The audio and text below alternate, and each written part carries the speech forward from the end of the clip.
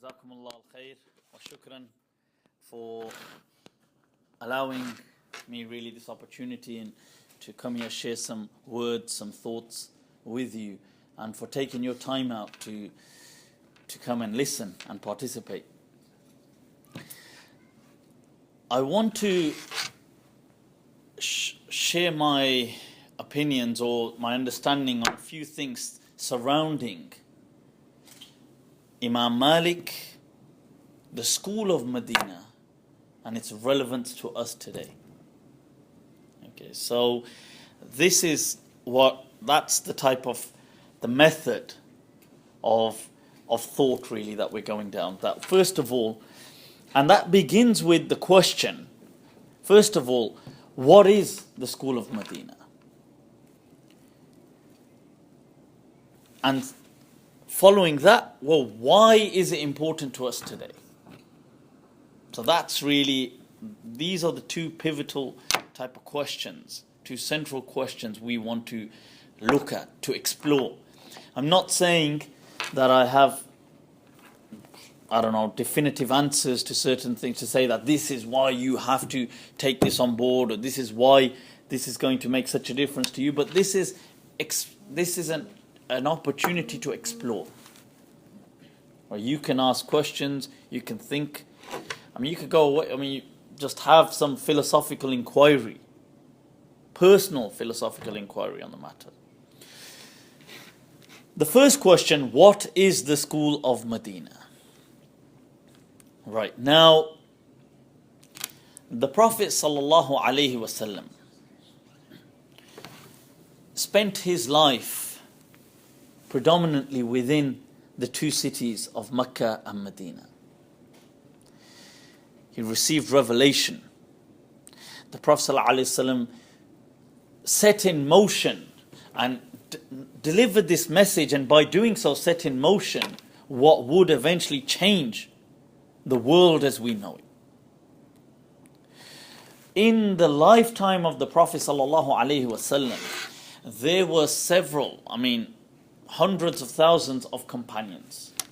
Okay. Taking a broad understanding of the word companion, that is. Because there is some dispute on what constitutes a companion, whether it's just simple encounter to having spent some significant or qualitative time with the Messenger of Allah sallallahu alaihi wasallam. Or whether, as some have said, Sa'id ibn Musayyib, for example, they have to have been on a battle or so on. We're not taking that interpretation. We're just saying the people who the message had reached. If we're just taking that very broad type of definition, it reached many people.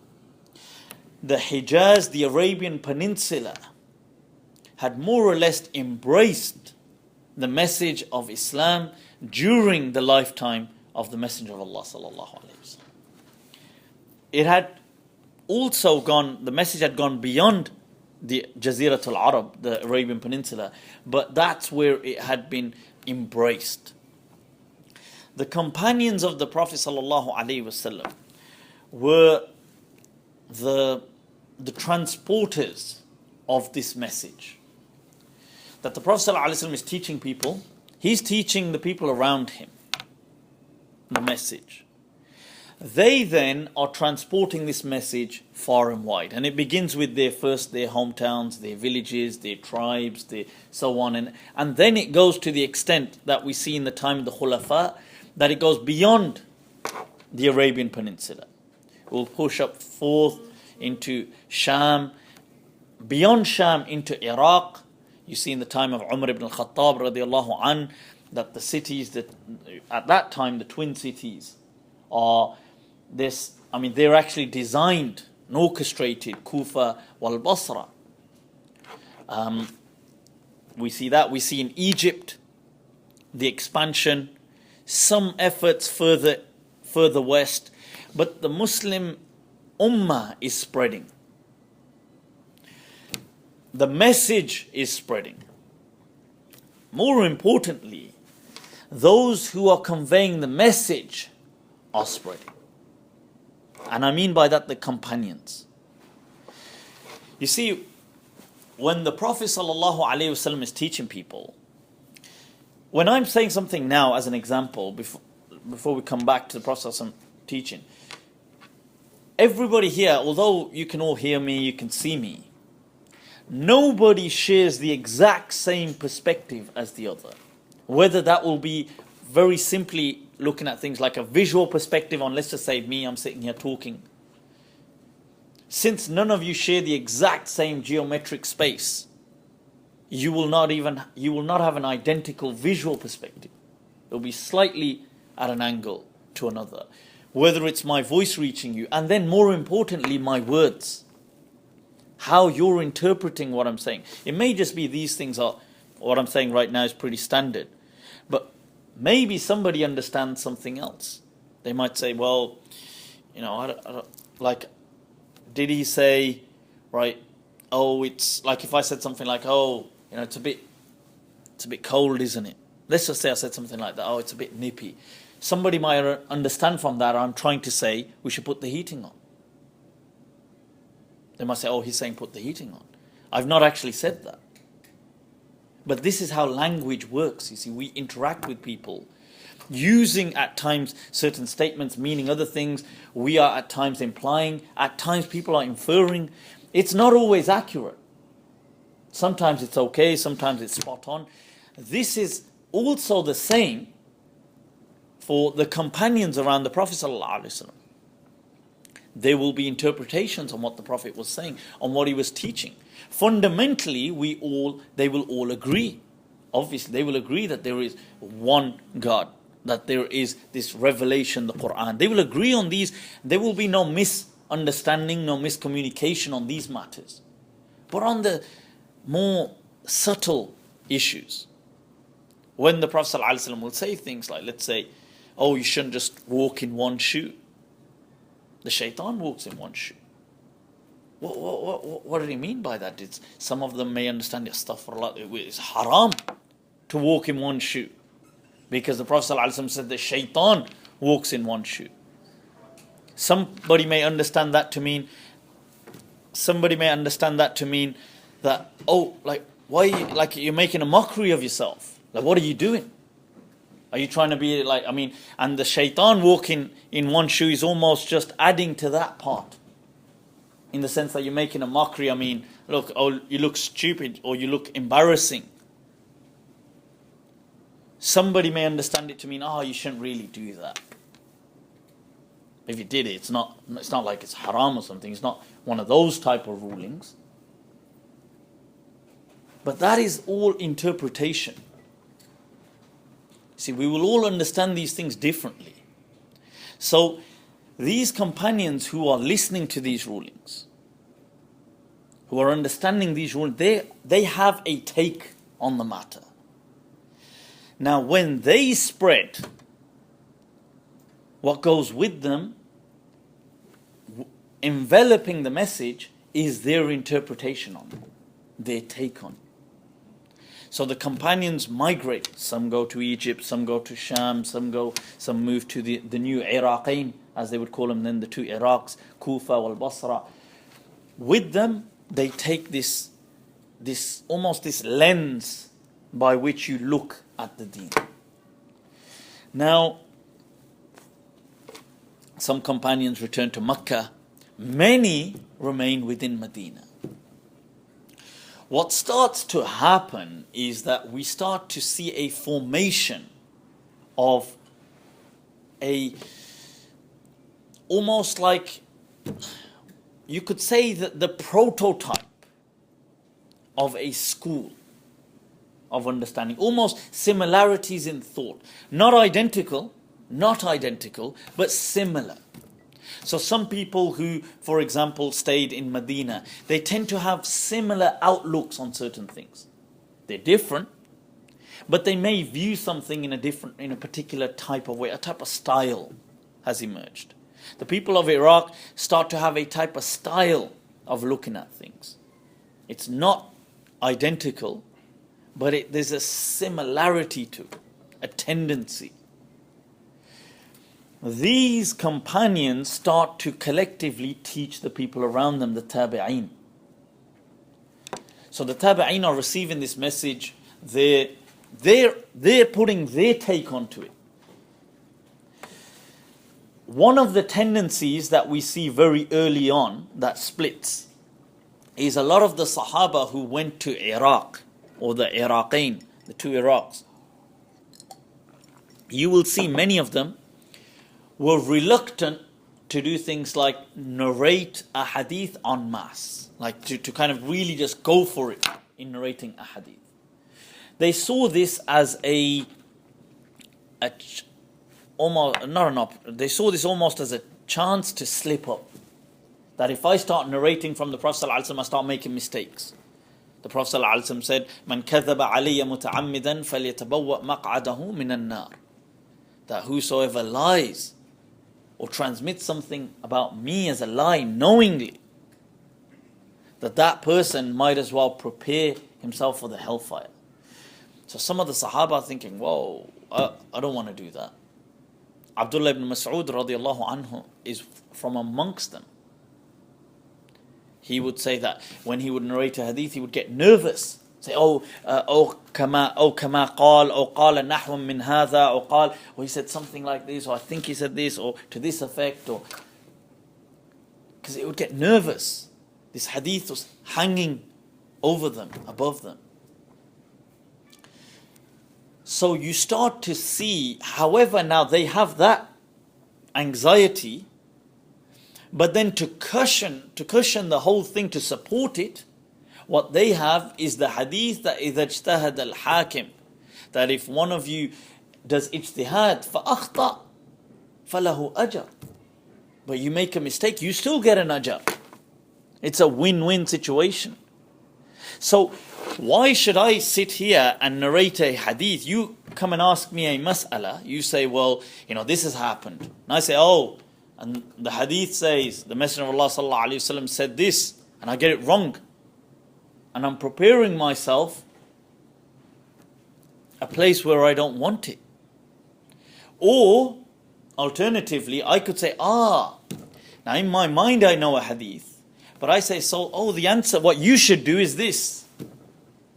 Now I tell you what to do, based on the hadith in my mind, although I don't transmit the hadith to you, but I say, I know something like this. So I say, what you should do is this.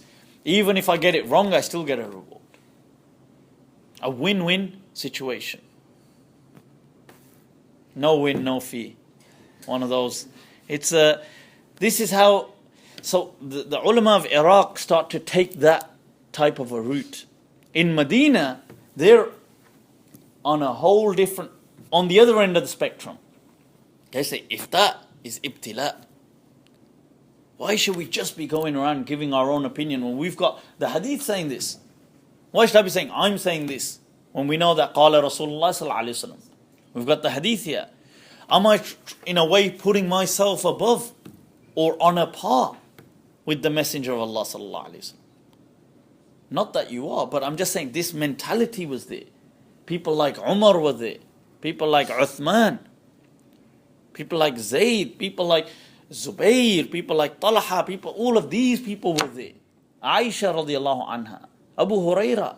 Now, so they were thinking, well, wait a minute, we've got the hadith. Why do I need to, why should I start giving my opinion?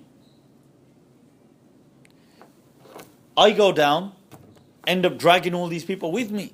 I get it wrong, all these people. Whereas if I just narrate to them the hadith, it's up to them to understand it. And we've got this resource,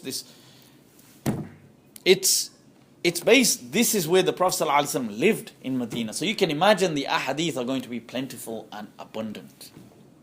No shortage.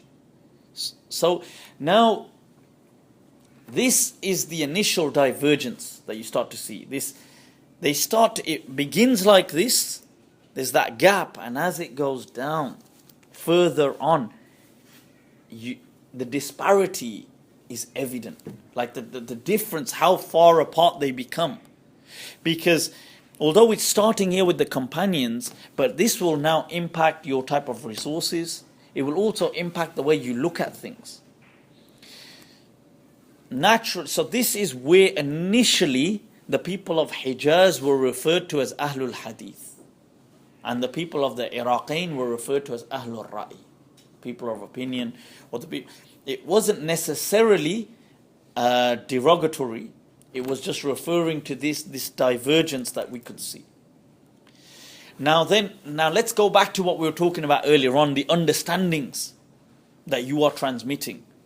So they're giving a take on it. Now the tabi'een around them are understanding, they're giving their take on it. So it's like you're getting a lens and you're adding your lens to it. And everybody's putting a particular tint on this lens. So you start to see that the lenses that we have, these type of lenses, are very different. They give you a different shade. These areas and their understandings become known as schools of law. Schools of law which have personalities and look into things with certain styles or tendencies. Now, it doesn't mean people in them were all, that they were symmetrical or something, everybody was the same, but they had a particular style about them. So as an example, let's say, starting with basic, and there's a term sometimes they use in social sciences like psychology and stuff like that, the ontological type of impact really, and that is, before you even approach something, you already have certain mindsets. Like you don't even know sometimes you have these mindsets, but you do. So before you approach a matter, you will already have so for example, will you be a person to whom the bigger picture must always make sense? Or are you somebody with whom particulars are fine? Like, in fact, the exception is not an exception which proves the rule. The exception is a new rule. Are you that type of a person? Are you somebody that if something is out of place, it's problematic? Or are you somebody that if something's out of place, it's fine, doesn't bother me? And do not be so naive in thinking that in these thought processes will not impact your view of the Sharia or your interpretation of the Sharia. It will. Because if you're somebody that anomalies will bother you, something out of place bothers you, you can't, I don't mean you have to be totally OCD, but if something why is this over here, everything must tie in. In that case, if you're now a legal analyst, a fiqhi analyst, you're one of these scholars analyzing the Sharia, you will see a ruling. But there's a problem here. Like, let's say witr. We're going to pray one rak'ah. But there's no such rak'ah in salah as there is no salah which is just one rak'ah. We don't have any other salah that is one rak'ah. So, this doesn't fit in. It's a problem. Everything's supposed to come together. It's like this is over here and that's over there. It needs to fit in. Therefore, maybe there's a problem here. Maybe the people transmitting it didn't mean that. So, and do not think that this did not take place. It did, and it does. The way you look at something will impact your interpretation.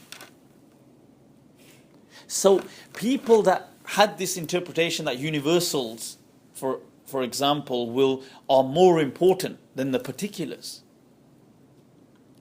Amongst them is the school of Medina.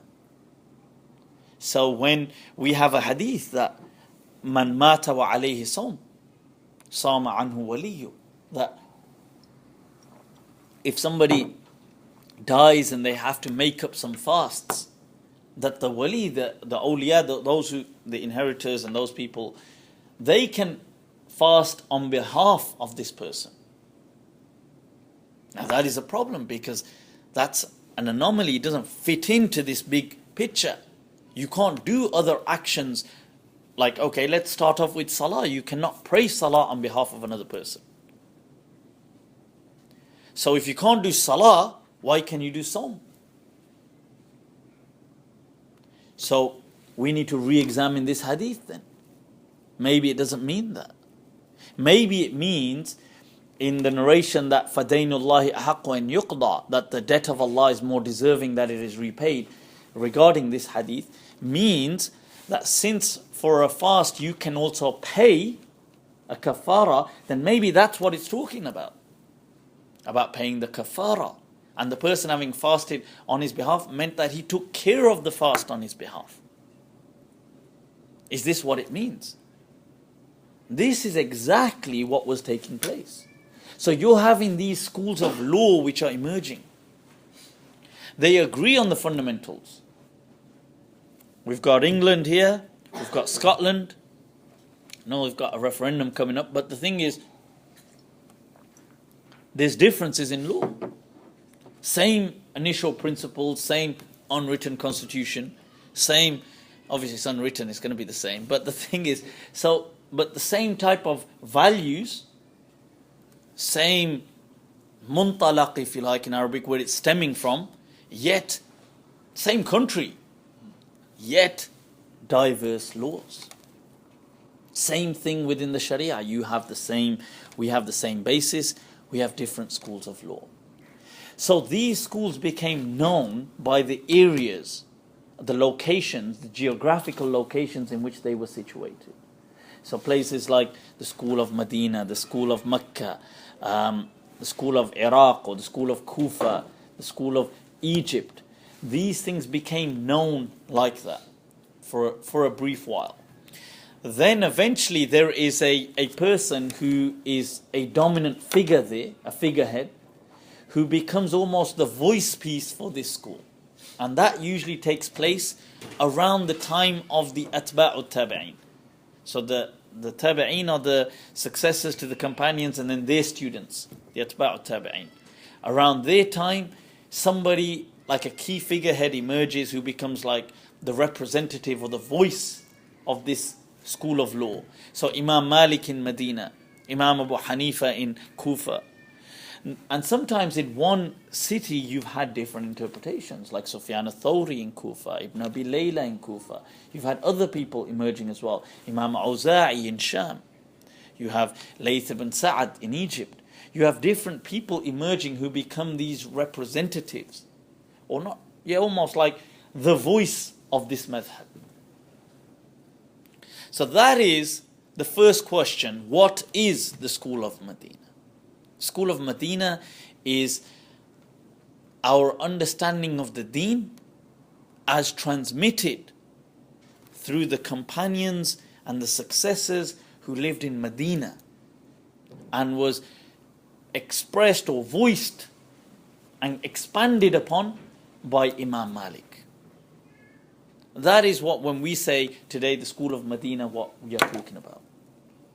So the school of Medina is not necessarily, it's not like let's say Imam Malik or Imam Abu Hanifa, these people, they didn't come up with all of this. They become the representatives of this school of thought. So prior to them you've had, so whether it's Imam Abu Hanifa, you've got the likes of Ibrahim al-Nakha'i, you've got Hammad, you've got all these Alqama, you've got all these great major scholars before them who have kind of already given those opinions, those fatwa, that type of thought. Along comes this Imam, and in their time, the questions and answers seem to have really gone up so many notches that people are asking everything. There's rapid rounds going on. This is, what about this, what about this, what about this, what about this? And these people are answering. So that is a school of law. That is, when we are saying the school of Medina, we're talking about the one that is transmitted through Medina. Why the school of Medina? Okay, and I don't mean yet why the school of Medina necessarily for us right now. I'm just saying why the school of Medina, full stop. So we know what it is, why, and then its relevance with us. In these three stages. Since we're close to a church, we'll take the Trinity. So the thing is, why the school of Medina? We have a hadith transmitted where the Prophet ﷺ said, Yushak, أن يضرب الناس أكباد الإبل في طلب العلم. That the time has almost come upon us that people will beat their camels in search of knowledge. that the Prophet ﷺ is saying what in this hadith? He's saying that the time isn't here yet. Yushik. Or in a riwayah, yushak. Whether it's the passive or active verb. But that the time is almost come upon us. That it is soon to come. That people say, يَضْرِبُ النَّاسِ أَكْبَادَ الْإِبِلِ or تُضْرَبْ أَكْبَادُ الْإِبِلِ. That the camels will be beaten in search of knowledge. What this means, this was an idiom, right? An idiomatic, really, in saying that that people will traverse great distances. People will travel, they will come from far and wide, min kulli fajjin amiq. Come from so far in search of knowledge. Was that happening in the time of the Sahaba? It wasn't happening like that. The Sahaba themselves were coming from corners of Arabia, but they weren't coming from corners of the globe in search of knowledge. This is why the Prophet ﷺ said, Yushik, that this time is almost upon us. It's not here yet. The people will come from far and wide. Right? Great distances in search of knowledge. فَلَا يَجِدُونَ أَعْلَمَ. At that time, they will not find anybody more knowledgeable min alim al-Madina than the scholar of Medina. Okay, this is an awesome hadith. It's an incredible hadith. It teaches us that this time will come, and the Prophet ﷺ is guiding the people that when it comes, that's your guy. That's the person.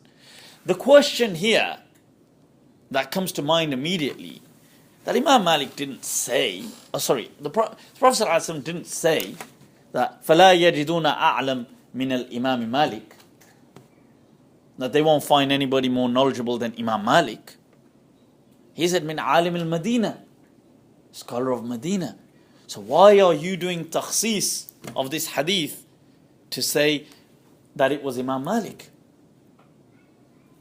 That is a very good question.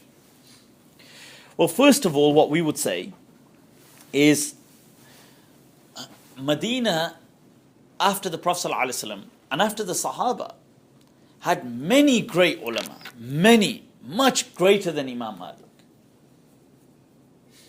Legends, absolute dons, heavyweights. I mean, talking the likes of Sa'id ibn al-Musayyib radiyallahu anhu, Ahmad ibn Hanbal called Afdal al-Tabi'een. We're talking about the likes of Salim, son of Ibn Umar. We're talking about the likes of Abu Bakr ibn Hazm, one of the first people ever to conceptualize and the bringing together of hadith. We're talking about the likes of, and even like Sulaiman. We're talking about the likes of Urwa. We're talking about the likes, many, Nafi', the Mawla of Ibn Umar, servant of Ibn Umar. We're talking about so many great legends. The likes of Ibn Shihab al-Zuhri, the likes of Umar ibn Abdul Aziz. He played to some extent a significant role in Medina as well. And so we're talking about all these great legends. It could have been any of them. But it's interesting, the hadith says, فَلَا يَجِدُونَ أَعْلَمْ. It doesn't say أَعْلَمْ min ulama al-Madina. It says min alim al-Madina. That the scholar of Medina, the scholar. The problem is we have times where there is no the scholar of Medina. They are just scholars of Medina. So in the time of the Sahaba, radiyallahu anhum, jami'an, may Allah be pleased with them, there were many. In the times of the Tabi'een, there's many. In fact, was popularly known in Medina as al-Fuqaha sab'a, the 7 scholars, like the 7 wonders of Medina. That's who they were, the 7 wonders of Medina. Right? So the thing is, and that includes Sa'id ibn Musayyib and all these other people. And then after them, you've got Rabi'atul Ra'i and Ibn Shihab al-Zuhri. They're transmitting all their knowledge to the people, to the likes of Ibn Shihab al-Zuhri, by the way, is the first person to be commissioned by Umar ibn Abdul Aziz to compile hadith. successfully, to complete having done so. The other person before him was Abu Bakr ibn Hazm, who didn't complete it. But Ibn Shihab al-Zuhri is the first scholar to do that, where you had an official type of effort, a project, commissioned by Umar ibn Abdul Aziz and successfully completed. He is amongst the recipients of the Fuqaha Sab'ah, the amazing seven. What was that Jackie Chan's movie, the seven something? But Magnificent Seven. Is that no? Anyway, but let's not digress. But you have these amazing, the seven fuqaha of Medina. The point, and their ilm is being received by the likes of Ibn Shihab al-Zuhri, it's being received by Rabi'at al-Ra'i, it's being received by people like Abdul Aziz Ibn Abi Salma, it's being received by people like Al-A'raj, it's being received by people like Ibn Hurmuz, by Nafi'. Nafi' is also one of the seven, but it's being received by all these people. Where does it go from them? From them, it's being received by Imam Malik. Now, in the earlier layers that we've seen, there were always multiple people in Medina. When we reach the time of Imam Malik, there is no other distinguished, outstanding scholar in Medina in his time. There are no multiples.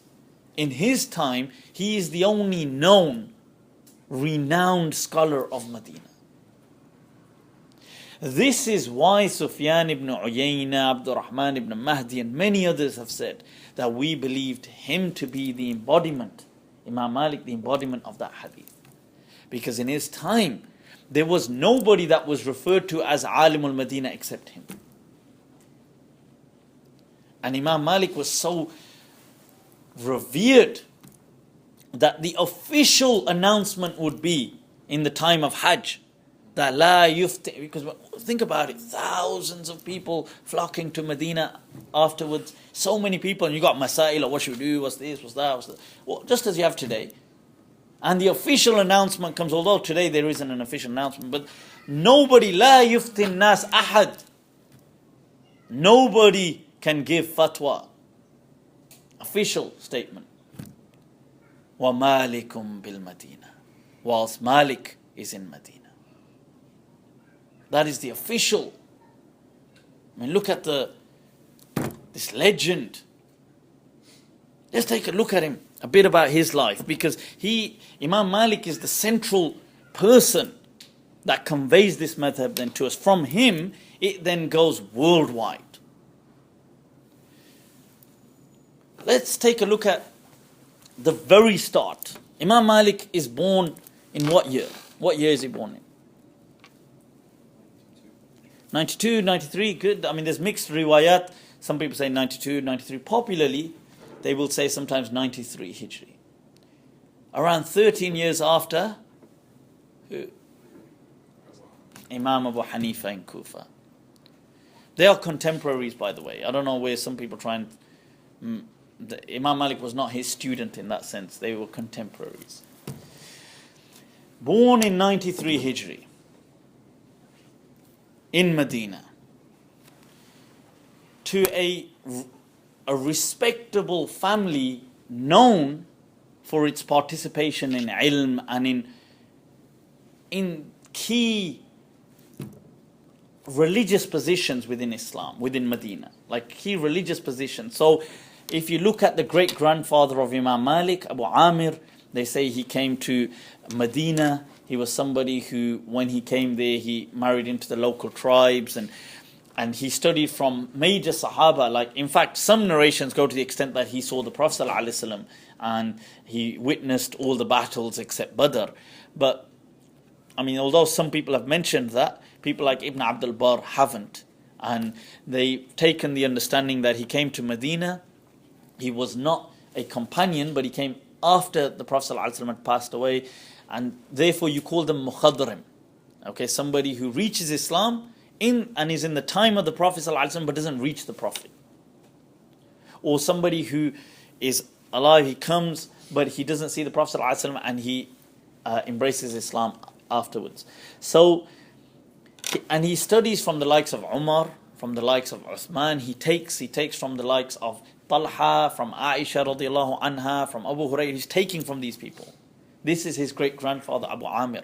He is one of the 4 people who silently buried, they took the body of Uthman radiallahu anh after he had been martyred and buried him during the night whilst the uprising was going on, where people were preventing the burial of Uthman radiallahu anh. And one of the 4 that took him and they carried him on their shoulders and took him and buried him was the great-grandfather of Imam Malik, and they prayed his janazah. These are huge type of positions and almost events that they've lived.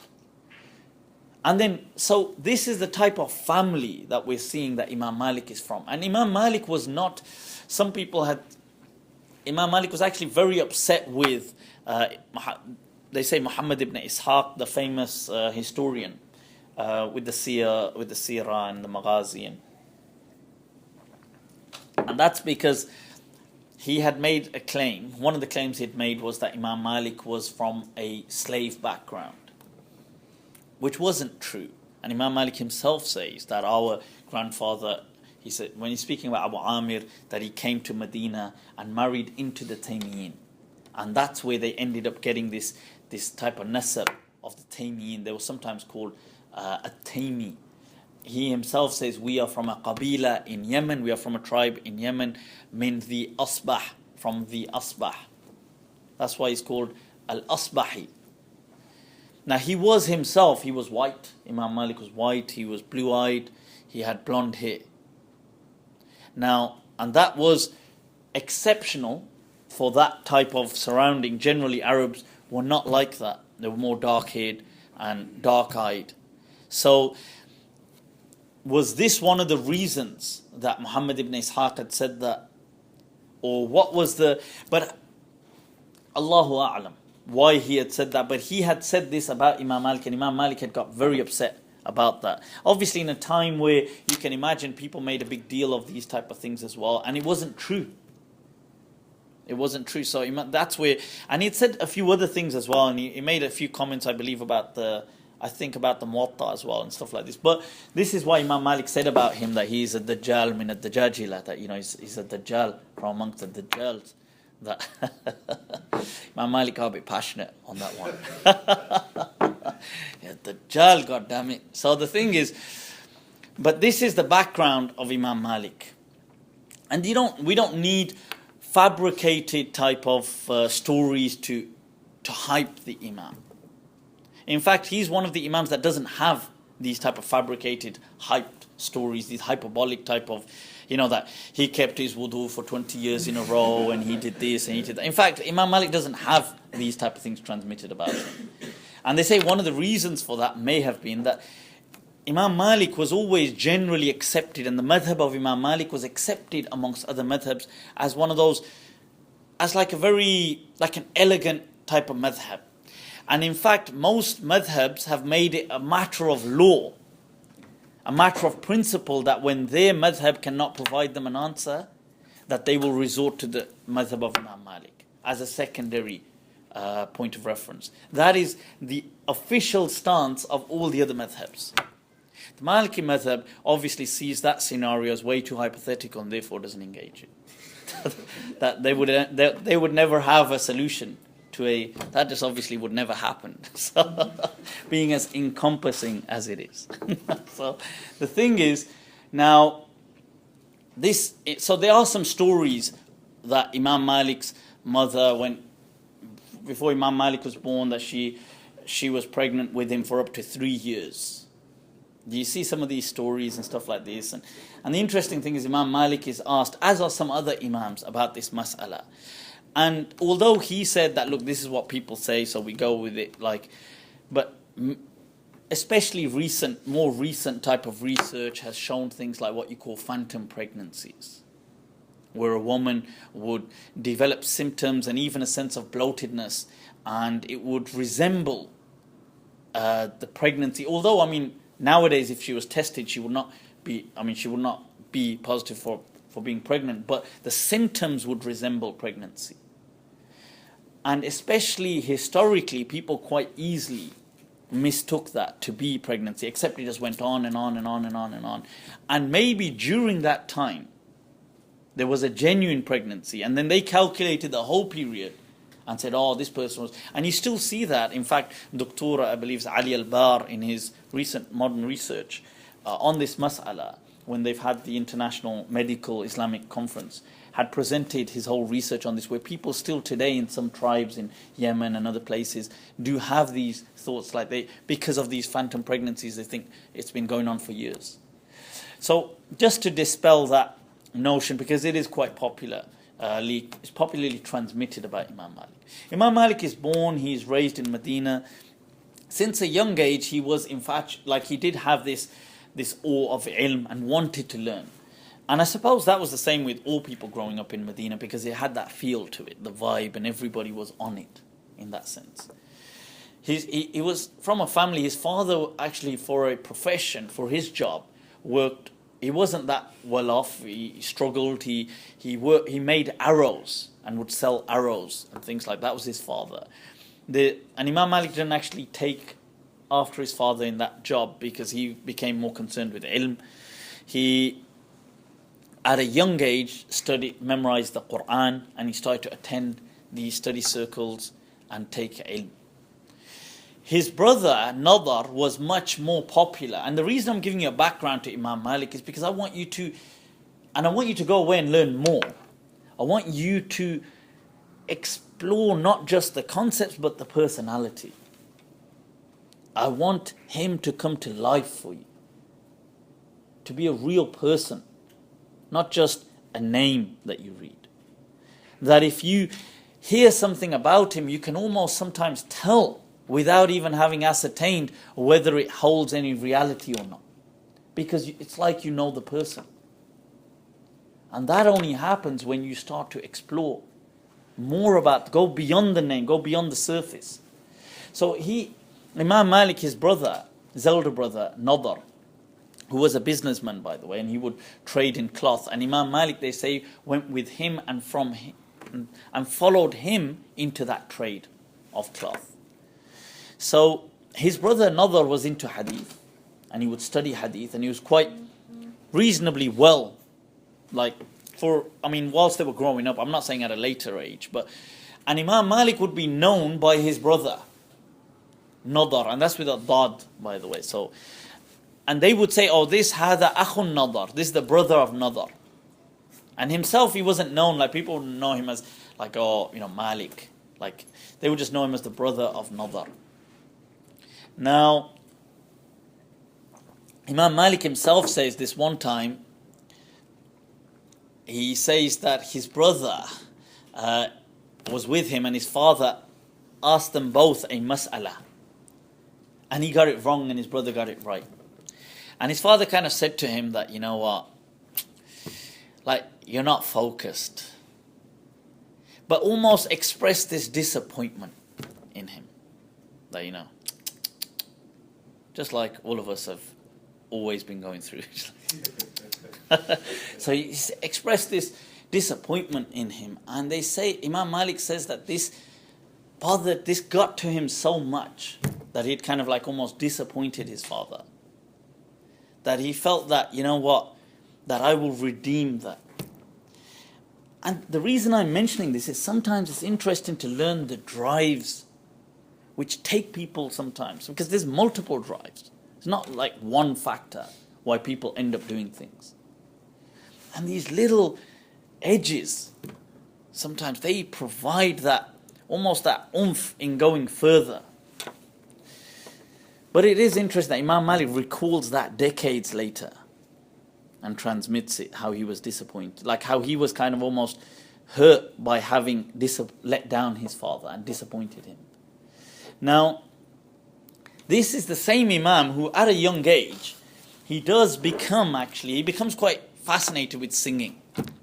Why is it? Medina's Got Talent. The pop idol, is it? So the thing is, he wants to become a singer, obviously a young boy. Now, so he starts taking an interest. Oh, yeah, I'd like to do this, I'd like to do this. And his mother actually dissuades him and says, look, trust me, you're not all that. So she tells him, and she also says to him that, look, for God's sake, she says that, look, that this ain't you. Like, you won't take off. Like, nobody's going to be interested in you. And she says, and look at you, you got blonde hair and like blue eyes. And like, so you're already, I suppose for Medina, look a bit strange. Now, on top of that, you want to go into this profession. Not profession, but at that time it was a hobby. He was just a kid. So he eventually leaves that type of interest and refocuses upon ilm. And subhanAllah, obviously, little did his mother know at the time that what she was also realigning would perhaps change the course of history as we know it. So here Imam Malik at a young age goes and he starts to study, and as he starts to study the determination, you will see things like he says, I went to Ibn Hurmuz and I stayed with him and I didn't take any other teacher for at least 7 years. Always. And he says this person was an ocean. He says the way he knew the ikhtilaf of the people of knowledge, the way he knew their dissents, whether it was in aqeedah or fiqh, and the way he could debate their arguments was almost unparalleled. And then he starts to, after him, mix in other teachers.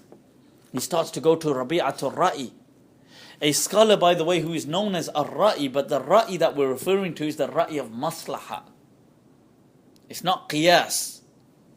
I know some people, they think Rabi'atul Ra'i, because we have that name with him, that he is the same Ra'i that people speak of, the school of Iraq, all about analogies and stuff like this. It's not, because Ibn Wahab asks Imam Malik that when you were in his gatherings, would you be all like presenting masail and asking one another about qiyas and challenging each other on qiyas, and would you be mentioning qiyas?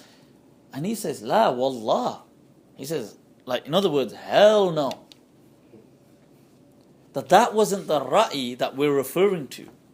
The ra'i is the ra'i of maslaha.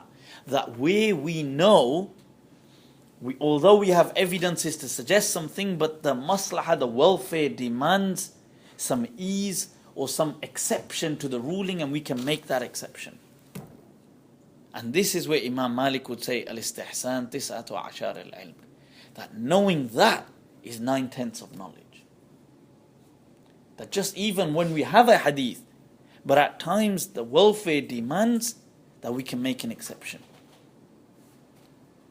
This is the type of ra'i that he was talking about. And he learns this from Rabi'a. And he's still young. And he starts to go to Nafi'. And Nafi', what he would do is, they say Nafi' would transmit the hadith from Ibn Umar. Straight. In fact, that is Imam Malik's shortest chain. And that is the golden chain according to Imam Bukhari. That is the strongest chain, asahul asanid, that we have in hadith. The most valid and strong chain we have of hadith is Malik an Nafi' an Ibn Umar an Rasulullah sallallahu alaihi wasallam. Known as a silsilatul dhahabiyya, the golden or the platinum, we can reword it. Right, that's what it is. It's up there. And he would go, and what he would do sometimes is he would take with him, Imam Malik would take all these extra, they were like their version of sweets, what they had in their day and age, and he would give them to, there was almost like a monitor that Nafi and these people had, that you look at here, that he would have like some young person that would, when people come for lessons, just line them up and get them ready and then let me know. And so what he would do is give him all these sweets and say, look, listen, this is almost like a bribe. And in turn, what you have to do is anybody who comes, you have to say that, no, he's busy, he's not going to be teaching today. So when Nafi would look, the only person standing there was, as he would say, that blonde boy again, it's just him. Nobody else. He'd say, go on, then bring him in. And then he would just teach Imam Malik. And that was almost a way of being singled out. And he would say, he would do things like watch, as soon as Nafi would come out for things like going to Salah. And Nafi lived in Baqi' outside of Medina, which is today the graveyard. Baqiyah. And he would go there and just wait. So when he's about to leave for Salah, he would just walk with him and just, how are you doing, Shaykh? And then just ask him a few questions, and go to the masjid with him, sit down, ask him a few more, then come back. And he used to say that, وَكَانَ فِي حِدَّةٍ, he was somebody that had a very stern type of personality about him. Nafi'. And this is where Imam Malik is taken from, and he's perhaps inheriting part of that personality. You as a person end up, you always take on a piece of whoever you take from. You end up becoming almost an amalgamation of all these different teachers and you. So he's taking that from the Imam. From him and Rabi'ah, he then goes to Ibn Shihab's circles. In fact, what is popularly transmitted, and they mention in the Madarik as well of Qadi Iyad, رَأَيْتُ مَالِكًا, he says, مَعَ رَبِيعَةٍ في درس ابن شهاب, that he attended the dars of Ibn Shihab, وفي عنقه شنف. Oh, sorry, it says وفي أذنه شنف. That, and at that time he was still wearing in his ear an earring.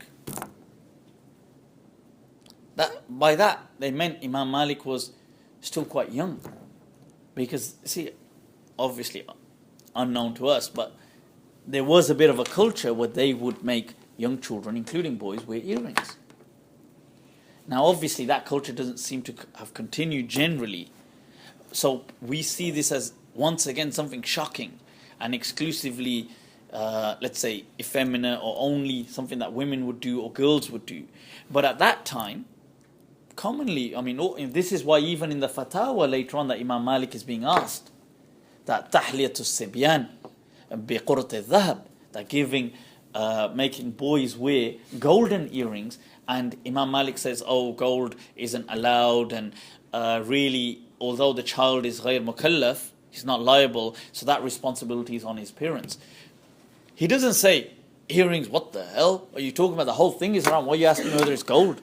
The whole thing is, that's like somebody saying, can we drink out of, so if somebody asks you, like we're not allowed to drink out of golden glasses or golden or silver, actual, I mean there's a nahi, prohibition on drinking out of, whether it's going to be a glass that or a vessel that's actual golden or silver, out of gold, not golden as in just color, but gold. Now imagine somebody says, oh, drinking alcohol or wine from a gold vessel, and you say, you know what it is, gold isn't actually halal to drink from. Well, the whole damn thing is not allowed. So there's no point just critiquing the cup. Well, alcohol in the first place isn't allowed. So when Imam Malik responds with this is also, by the way, as a footnote, that this is interesting on how we perceive the Islamic, so-called Islamic culture, and perhaps how it was, are not always necessarily the same thing. So that's an interesting just footnote. But anyway, the point that they were making was Imam Malik was young. He then goes on and he studies with Ibn Shihab, and he has this amazing memory. And what's interesting is he's sitting with Rabi'ah, and Rabi'ah brings him. And there's that thing. See, it's the way the world works, doesn't it, almost? Like you know people through people. And I suppose Rabi'ah was Rabi'ah, so he has his name anyway. And he brings this young kid around with him, Malik, this young little kid. So nobody's going to take a kid seriously. Just as Ibn Shihab doesn't take him seriously. And he tells the lesson, he narrates these hadith, he's saying them, probably 40, maybe 50, he narrates them. Next day they turn up again. So Ibn Shihab is like, what the hell, am I just wasting my time here? What is this? I'll tell you what, tell me what I taught you yesterday and then I'll move on. So he says, I can see that you haven't bought a pad or anything with you. So tell me what I said yesterday. So Rabi'ah just looks at Malik, who's a kid at the time, and says, go on. And Malik starts to transmit them one by one. Photographic memory, people. Better than if you watch Suits, the guy has. So the thing is, this, and Ibn Shihab az-Zuhri is impressed. And do you know what he says to him? He says, Ma kuntu adhun He says, I never used to think that there was anyone, بَقِيَ كَهَذَا غَيْرِي, that there was anybody that could do this except me. And what's interesting is he almost sees himself in this young person. Is that like me? Thereby taking a greater interest in him.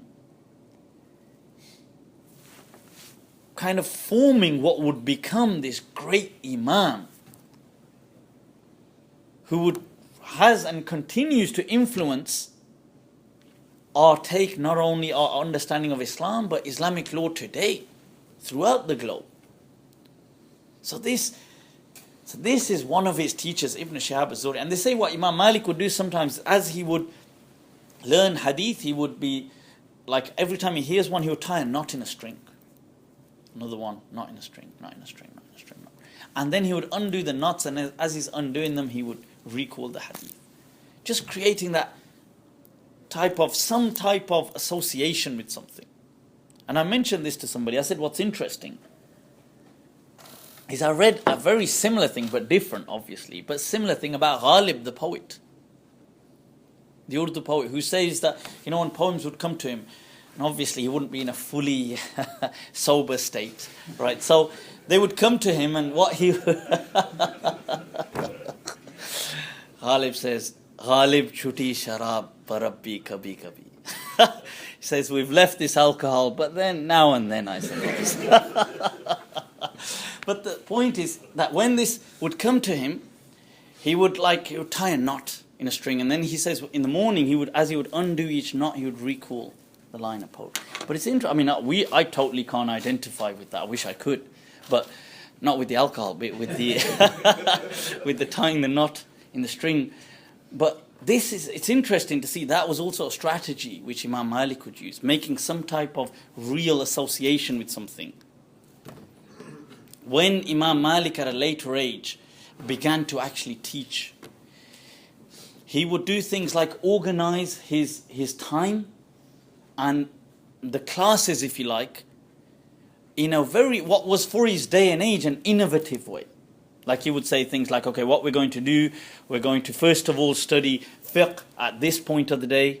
We're going to study. Remember, this was not done before. Now we just look at schools and look at this and devise our things accordingly.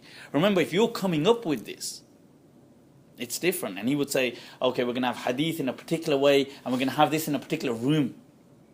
Hadith had its own room. Fiqh had its own room. For hadith, he would say, all right, I'm going to go in, he would shower up, come out, perfume himself, have this. And Imam Malik, by the way, was known to take an interest in his clothes. They say he would buy, and he liked white, but he would buy this radiant white, beaming type of white cloth. They say al-Yamaniya, al-Khurasaniya, they say al-Adaniya, they say ghaliyat al-thaman. Very expensive clothes he would buy. And he would come out in this robe, have this imama, he would have bakhur kind of spread out in that whole type of bakhur, the whole incense type of thing around that room. He's had the whole thing aromatized almost. And this ambience. And then he'd have the people sitting there, and then he would come and sit, transmit hadith. And whilst the hadith is being transmitted, the bakhur would be lit in certain places, then he would finish and say, leave. Create that psychological context for hadith. It's that you have now we've come into a special, right, okay, now we're doing hadith, people, it's like this, there's an atmosphere. Today's psychologists speak of these as mental cues that you have, like sometimes associating smell with something, creating an entry and exit, a psychological entry and exit, which allows people to almost have, as weird as it sounds, but safe exits, because now they feel, oh, we're in a different realm, or now we're different, now we can be like this. This is very innovative. Imam Malik was not taught this by people. He was coming up with these strategies. He starts to teach people like this, and he himself says that at a later stage of his life, he says, I spent my life in 3/3. He says, if you look at the first third, he says, I mainly took from people. and there's very little I gave. And he says the second, third, there was an equal. He says I did, in the first I would give, but it's very little, minority. The second, third, I was equally involved in the acquisition of more knowledge and distributing knowledge. And in the final third, I was mainly just giving. So this type of strategy, and he would take, like I said, he would take an interest in certain things. And one of the things he was interested in as well, and that was also food. They say, وَكَانَ لَهُ ذَوْقٌ فِي الطَّعَامِ. He became incredibly, or relatively speaking, wealthy. He was not initially. He speaks of a time with somebody in a dialogue where they mentioned to him where his daughter cried herself to sleep because of hunger. He saw very difficult times in his early life because he was more involved in learning knowledge, not working. As he begins to work, they say, ثُمَّ مَالَتْ عَلَيْهِ الدُّنْيَا. Then the dunya opened up to him. And you see that he became very wealthy, he took an interest in food. He would actually go out of his way sometimes to select what was very exquisite or fine cuisines of his age, if you like, but dishes for his day and age, and he was very much into meat. He would say that I need my daily portion of meat. And it was protein. It wasn't a protein shake. But it seriously was, because he would say that I would buy my 2 dirhams worth of meat every day. And he said, and when somebody asked him, he said, it helps me keep a strong posture. What was he talking about? Obviously, this is protein. And he said that this is what he would respond with. So now, he said, if I had to, I'll sell my stuff, but I'll get that meat. This is what he actually responded with in a response. So this is sometimes very antithetical to what people may be assuming about all of the Salaf. They may think like the Salaf were like all hermits. They all lived in caves and they all kind of walked around in like patched clothing, and they all like, oh, don't mention anything about the dunya to us, or don't mention this. That was, Imam Malik was totally antithetical to that. He was like the opposite of that. He would, and you'll see many of the Imams, like Sufyan al-Thawri was another one. Imam Abu Hanifa was incredibly wealthy. Once again, somebody that was known to have taken an interest in the fashion of his age. He was somebody that Imam Abu Hanifa came out with. He would wear the long sleeves. There were these long sleeves trend that had just emerged in his age, and he was one of the scholars that would wear it. And so this type of Sufyan al-Thawri would say things like, he would say that, oh, as to the age before us, he says, like, meaning the Sahaba and them, they would look down on wealth and stuff like this. He says, wa amma al-yawm fahuwa tursul mu'min. He says, in our day and age, wealth is our shield. He says that if we don't have it, latamandala bin al-muluk. He says, if we didn't have this, the kings would have taken us up like handkerchiefs and just thrown us away. Like, meaning we have our independence. We're not dependent on these people. And this is something which the ulama have to, or students of knowledge have to learn from these imams. We have way too many imams who have nowhere and no direction to go. They have to live off something like 80, 100 pound a week as an imam. A denigrated type of post it's become. They fear for that. If we speak up on some of the issues, I might lose my job. And so not only are they way underpaid, but then they're also fearful and intimidated, and it's killed their level or their expertise.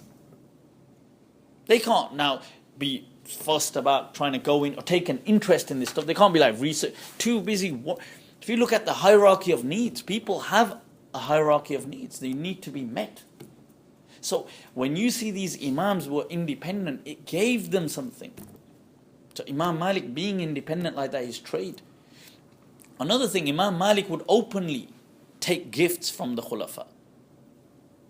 Openly take gifts from them. And on some occasions, very expensive gifts and honorariums and money when they would give him. And he was asked about this, and he said that as to the Khulafa, فَلَا بَأْسَ. He says, I don't see any problem with it. He said, مَنْ دُونَهُمْ is a problem.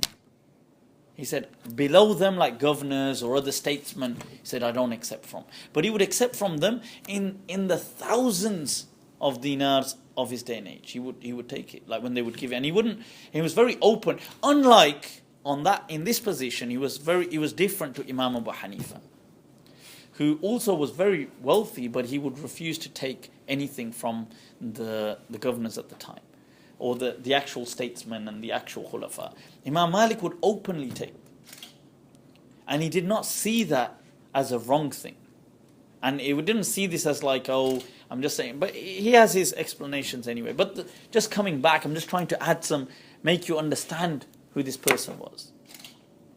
He is the only imam who everybody agrees is a faqih and a muhaddith.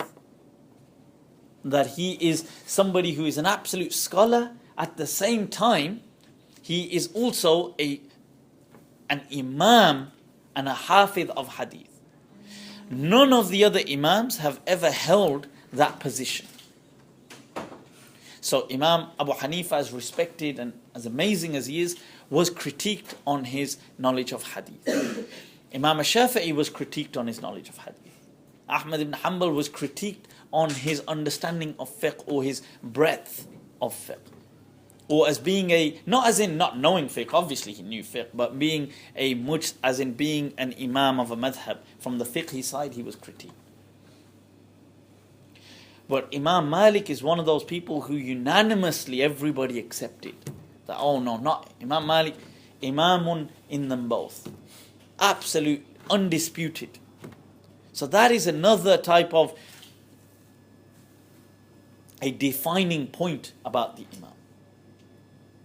That he had, and this should not be, when I mentioned that he, for example, took an interest in certain things, like he took an interest in clothing, took an interest in food, he took an interest in at the same time, he did have certain things, like Imam Malik had a principle, they say he would not wear shoes in Medina. When he would walk within the inner streets of Medina, he wouldn't do that. Out of love and respect for the Prophet ﷺ. That was a different side of the Imam. He had that angle to him. He was also in his day and age very strict against innovations within the deen. Very strict, in fact too harsh almost. To the extent anything that he saw as new and whatever, he would be very critical of it. To the extent when Abdurrahman ibn Mahdi came and was sent by the governor, he came to the Prophet's mosque and he begins his prayer, and as he begins the salah, he takes off his type of scarf and he puts it in front of him, which would be ahead of the place of sujood, and then he begins his salah. And Imam Malik looks at him thinking, who on earth does he think he is? He says to the guards, he says, take that person and throw him out of the doors. He says, nobody innovates in the masjid of the Messenger of Allah sallallahu alaihi wasallam. He says, that is an action which the Salaf did not used to do. They used to place a scarf before them and do this sujood. He says, and his wording is, he says, throw him from the doors even if it breaks his legs. That was his wording. He says, وَلَوْ إِنْكَسَرَتْ رِجْلُ. Then they go to Abdurrahman ibn Mahdi, the bouncers do. They're like, all right, finish your salah, we got a surprise in store for you. Right? He says to them, oh, I've been sent by the governor of this place. I'm like, obviously I've come on almost a diplomatic type of visit, if you like. He's got that protection. So when he says this to them, they come back to Imam Malik and say, do you still want us to throw him? He's come on behalf of... So Imam Malik says, okay, just tell him to leave. And then Abdurrahman ibn Mahdi comes to, and later on ends up becoming one of the students of Imam Malik and transmitting from him. But he comes to him at that point and he says, like, what's actually happened and what? And he says to him, why did you do that? Why did you put that scarf in front of you? He says that the Prophet ﷺ said, Man ahdatha fi masjidi hadha, whosoever innovates in this masjid of mine, فَعَلَيْهِ لَعْنَةُ الْمَلَائِكَةِ, that he will have the curse of the angels upon him and the curse of the whole of mankind. So this, in some things, he had this side to him, very strict. He had another political side to him. when there was an uprising of Muhammad Nafzakiyah against Bani al-Abbas. And at that time, people had their bay'ah, their allegiance to Abu Ja'far al-Mansur. And people came to Imam Malik and said, and this is one of the popular riwayat, that when they said to him that, can we support Muhammad Nafzakiyah, and what do we do? Because we've given our bay'ah, we've given our pledge to Abu Ja'far al-Mansur. And he said, and he transmitted the hadith, talaq al-mukrah laysa bi talaq, that the divorce of one coerced is not a divorce. And from that they understood his implicit agreement and support in saying that, look, you guys have been coerced into that pledge and allegiance. And although he didn't openly stand, and say that, but it was enough for him to say this, that the governors and the people in Baghdad heard about it, and people landed on him in that sense, that you need to retract this hadith, this athar that you are transmitting. And Imam Malik shows such a strategic athar, such a strategic hadith. That talaq al-mukrah laysa bi talaq, but the talaq of a coerced person is not a talaq. Transmitted by who? Ibn Abbas. To who? In the face of who? Bani al-Abbas. Extremely strategic. The Imam's foresight was on another level. Many people wouldn't even understand that perspective. You see, it's not just to see what other people can't see, but it's to see what other people can't even conceive. They can't even imagine. That's genius. So Imam Malik, he chose a hadith as well, which he knew Bani al-Abbas would want him to stop transmitting, but they're going to struggle because this is the hadith of Ibn Abbas.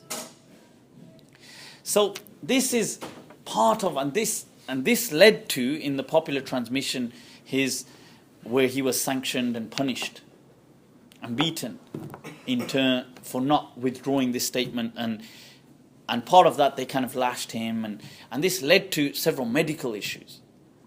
And even then, you have to see the style of the Imam, because he refused to retract his statement.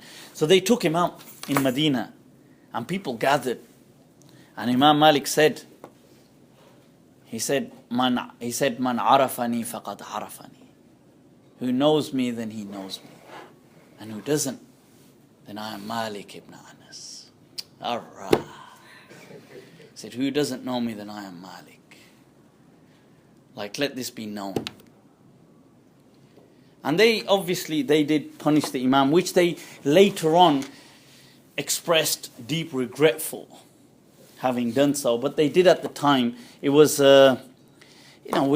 it was a threat which they felt if they didn't now carry through, it would just be an empty threat. So they did it.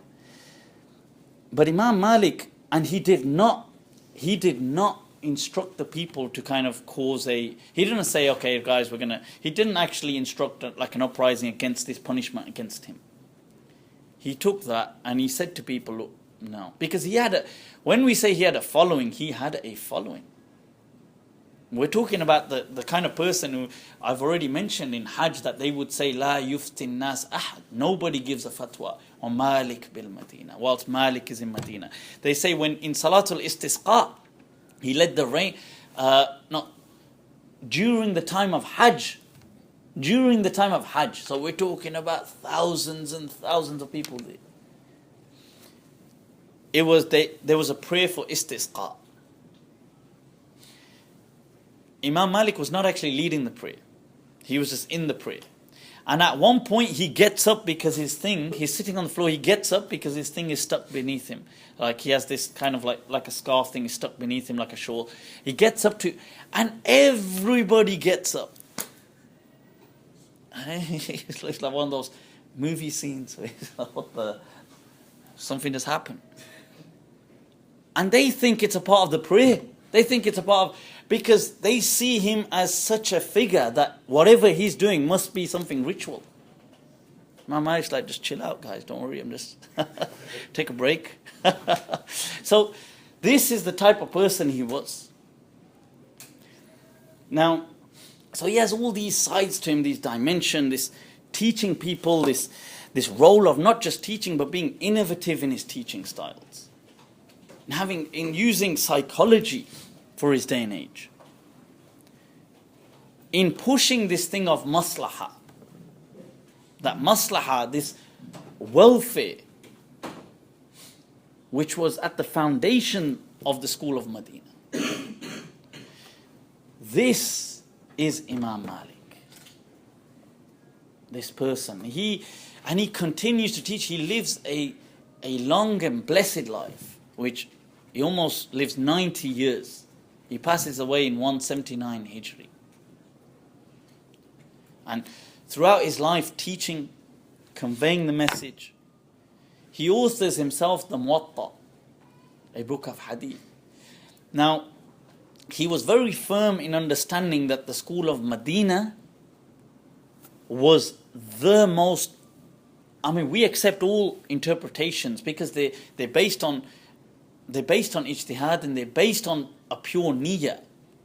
The objective is the same. Everybody is trying to look from their lens outside. They just want to have an understanding of what's going on outside. Everybody's got a lens. We respect that. Imam Malik respected that. We don't call things necessarily false or so on, or this is wrong in that sense. Not collectively. However, he believed this to be the most pure and pristine transmission of the deen. And he was very passionate about that. He wrote a letter to Layth ibn Sa'd, who was a major mujtahid in Egypt at the time. And Imam Malik begins by, after extending salam and saying, I write to you and may Allah preserve you and protect you. And he says, it reaches me that you are giving fatwa contrary to that upon which the people of Medina are. That you are giving rulings which clash with the teachings and the guidance of the school of Medina. And Imam Malik says to Layth ibn Sa'd, he says, I'd like to remind you that it was here in Medina that the Prophet ﷺ lived and passed away. He says that it was here in Medina that the Quran was revealed. He says, and it was here in Medina that the angel Jibreel descended. And it's here in Medina that over 10,000 Sahaba remain buried. He says, so correct yourself. That style. He was very passionate about what he believed. But at the same time, he wasn't about imposing this. You see, because that's not, that type of control freak mentality is not from the deen. When Abu Ja'far al-Mansur said to him, look, listen, I've had it with all this ikhtilaf and so on, and what the hell, I can't seem to grasp this. I'm gonna impose your understanding. Like basically everybody will follow the Muwatta, everybody will follow whatever you say. He said, nah, that's not how it works. It doesn't work like that. If you win the hearts and minds. You do not coerce people into anything. That the Sahaba disagreed, there were different interpretations. I'm not necessarily going to say that I agree with your interpretation, but I can't coerce you out of it. You must either see this and choose of your own volition this path, this transmission from Medina, or fine, carry on with your transmission. It still goes back to the Prophet ﷺ. But we do not force, we do not have this type of censorship of ideas. This is very alien to Islam. La ikraha fid din. There is no coercion in any of the matters of the deen. Okay, so this is very important in understanding the Imam. Because don't think, it would be naive to think that these nuances don't play out in the Imam's representation of Islamic law. They do. In him transmitting to us, all of these things will play a role. So, Imam Malik, so all of these things he's done, he does leave a book, which is the Muwatta. The book is really a combination of hadith and fiqh. It is the oldest book in hadith we have today, and it is the first sahih that we have today. Right, so it has generally the ulama, especially the Malikiyah and non-Malikiyah, accept it to be absolutely sahih. And they don't question that. Obviously people would say the Malikiyah are going to say that anyway, because there's that bias. But obviously the Malikiyah had major dons of hadith. They weren't just nobodies. The likes of Ibn Abd al-Barr, the likes of Abu Walid al-Baji, the likes of Abu Bakr ibn Arabi, the likes of Qadi Iyad, the likes of Abu Muhammad al-Asili, these type of people were not just, they were revolutionary figures. Abu Muhammad al-Asili was the first person to teach Bukhari tafaqquhan in Al-Andalus.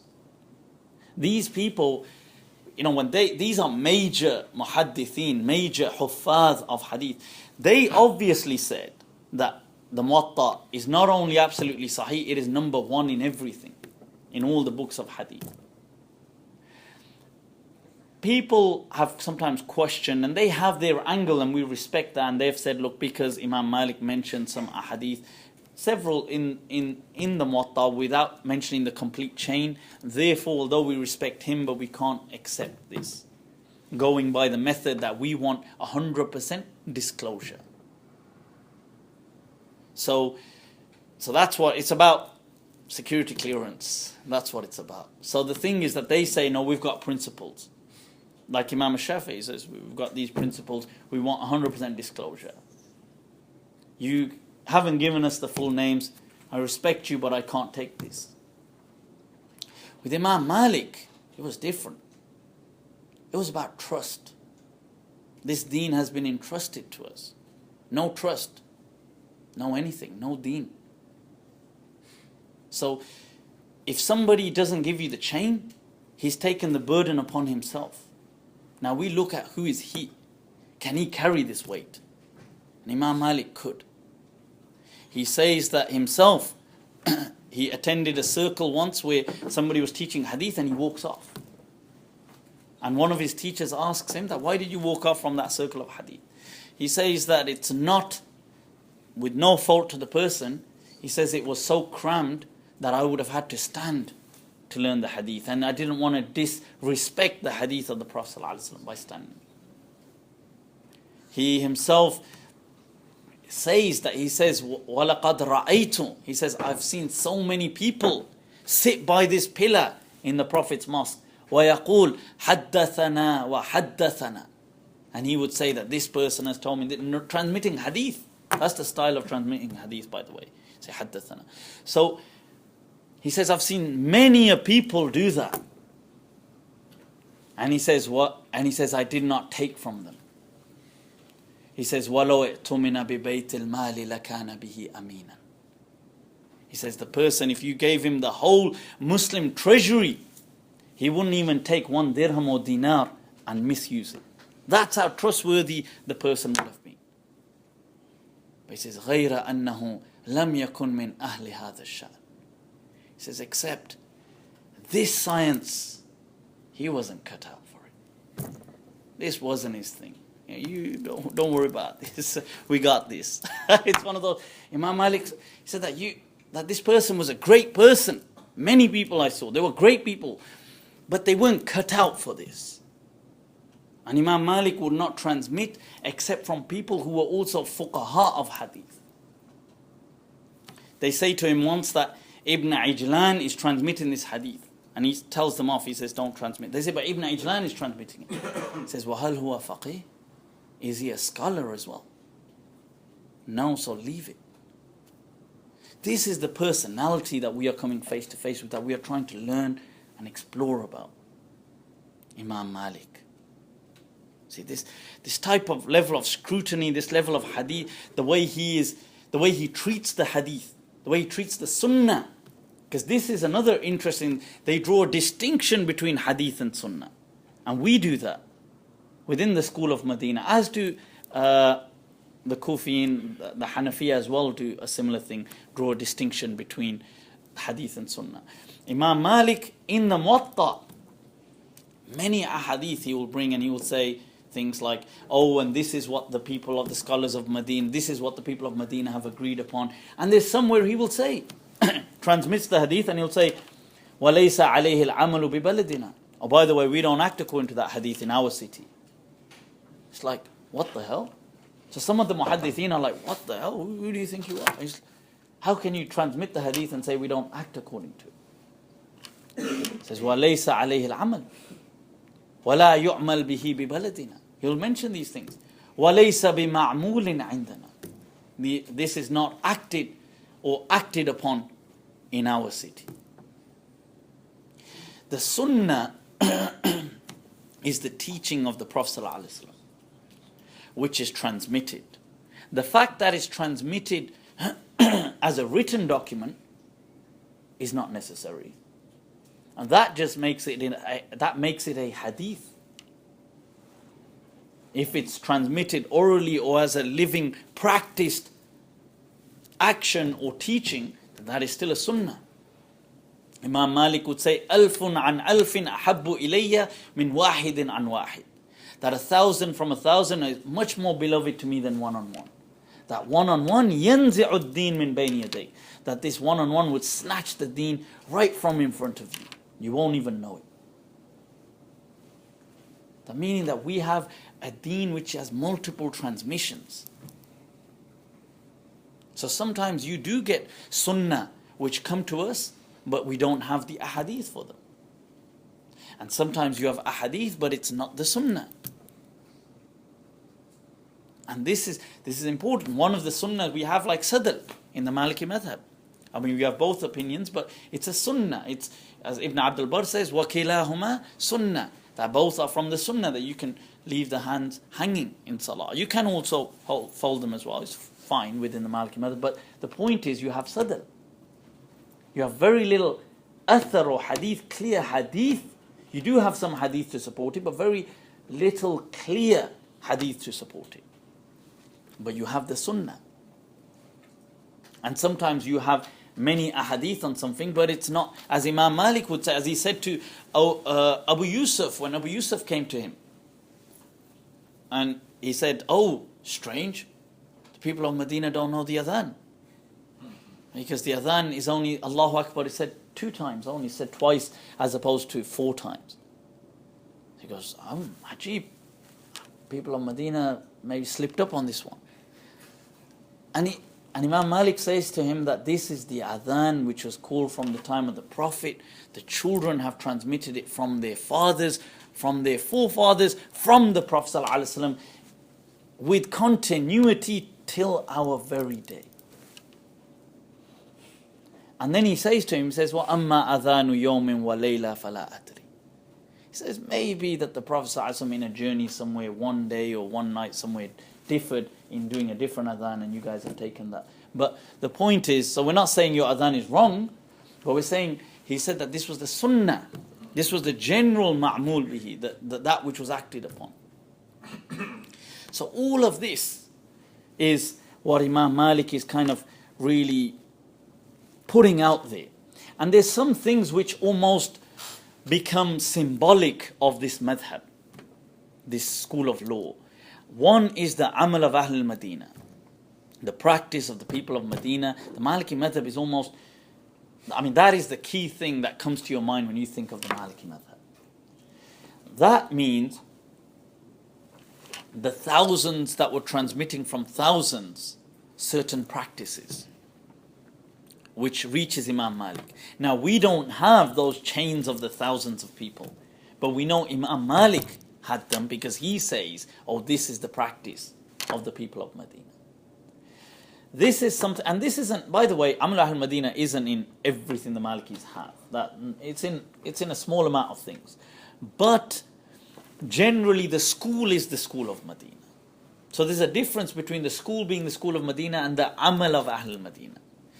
Another thing, as a small footnote almost, without going into too much, the Amal of Ahl Medina is mistaken and misunderstood by many people to be the ijma' of Ahl Medina, the consensus. And although some Malikiya have used that word at times, the ijma' of Ahl Medina, what they do not mean by it is the ijma' as in the technical ijma' of Medina. So some non-Malikis have sometimes, what they've done is, this misunderstanding has led them to a straw man argument. They've built up a straw man and then done all these karate chops on it and destroyed it and said, we've taken this, dissected this principle of the Maliki school. They haven't, they've just misunderstood it and set up something which didn't truly reflect what the school of Medina was saying. This is not ijma'. Ijma' is consensus. Ijma' must have every person, that is a key person, involved of the entire ummah to explicitly express, not silently to explicitly express their concern or opinion on a matter, and there is agreement. That is a consensus, which obviously, has it ever happened, is another question that Imam Shafi'i asks as well. But the point is, that is ijma'. Ijma' of some of the ummah is never an ijma', because that doesn't even make sense. If I say everybody in this room agrees upon something, so what? That's in this room. It doesn't mean the whole ummah now has to accept what we've agreed upon. So just because the people of Medina did agree upon something doesn't mean that the ummah has to accept it. So ijma', this is the wrong category. So people, when you categorize, if people categorize Amr Ahl Medina under ijma', that's misleading. Okay? Its place belongs under what category? Under sunnah. Under mutawatir sunnah. Under a sunnah that has been transmitted en masse, through multiple chains. That is the correct category. That's the filing cabinet for it, where you want to put it. Okay. Anything else is problematic. So, Amr Ahl Medina comes to mind straight away. The fact that this madhab is one which is enriched with sunnah. It's a madhab of hadith. In fact, Imam Malik's madhab, as I said, that madhab of Ahl al-Hijaz was known as Ahl al-Hadith. If you remember, we said that how the school differed in Iraq and how it differed in Hijaz, and how the resource of hadith was building up, and this wasn't as much because of some perspectives. If you remember that. So they were very proud of this. Imam Malik was very proud of this connection to hadith.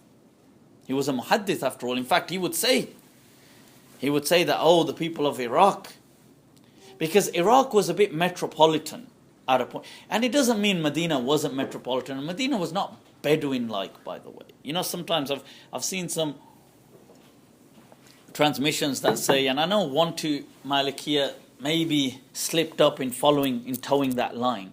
But the general Malikiya never took this line of saying Imam Malik was kind of more in line with his Bedouin culture, and therefore the people who embraced the Maliki madhab were like Bedouins of North Africa and so on. I find that personally as an insult to the madhab. Right? Medina was as metropolitan as were the Maliki flourishing states like Al-Andalus or Iraq when they were in Iraq, as was Egypt when they were ruling Egypt, as was Qayrawan, as were these places.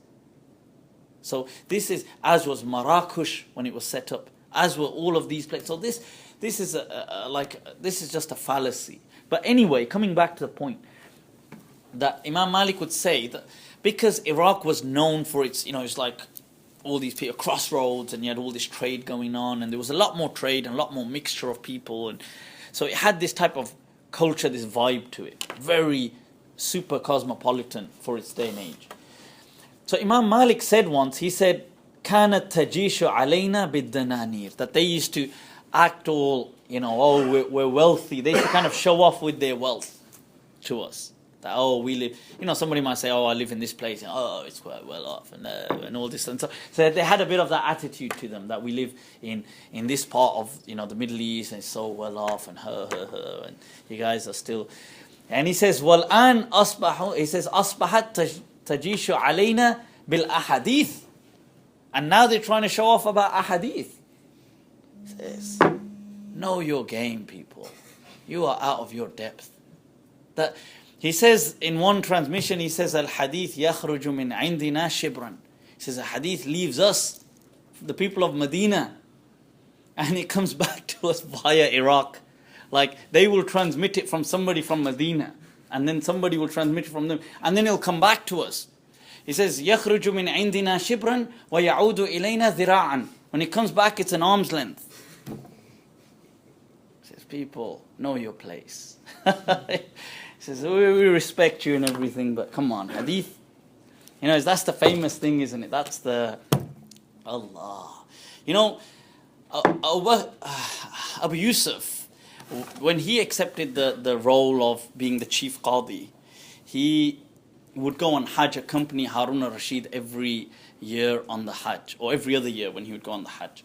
So whenever he'd go there, try and have almost like a little scuffle with Imam Malik, not physical, but you know what I mean. So he would say, oh, go on, I want to, and try and throw questions at Imam Malik.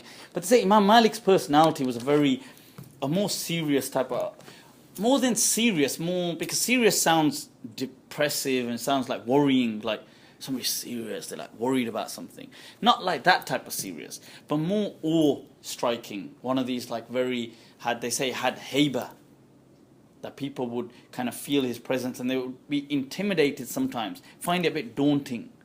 It was too, it was a very strong personality, and he wasn't somebody that was very jovial and cracking jokes like that. Imam Abu Hanifa, on the other hand, was. And I would say from that angle, he was definitely from the four Imams, had a very, you'd say, probably a more fun personality that was very, susceptible to things like jokes and humor and cracking jokes and stuff like that. And although what is a question, and I don't want anybody to kind of shoot me after I say this, but what's interesting is his madhab almost becomes the antithesis of that.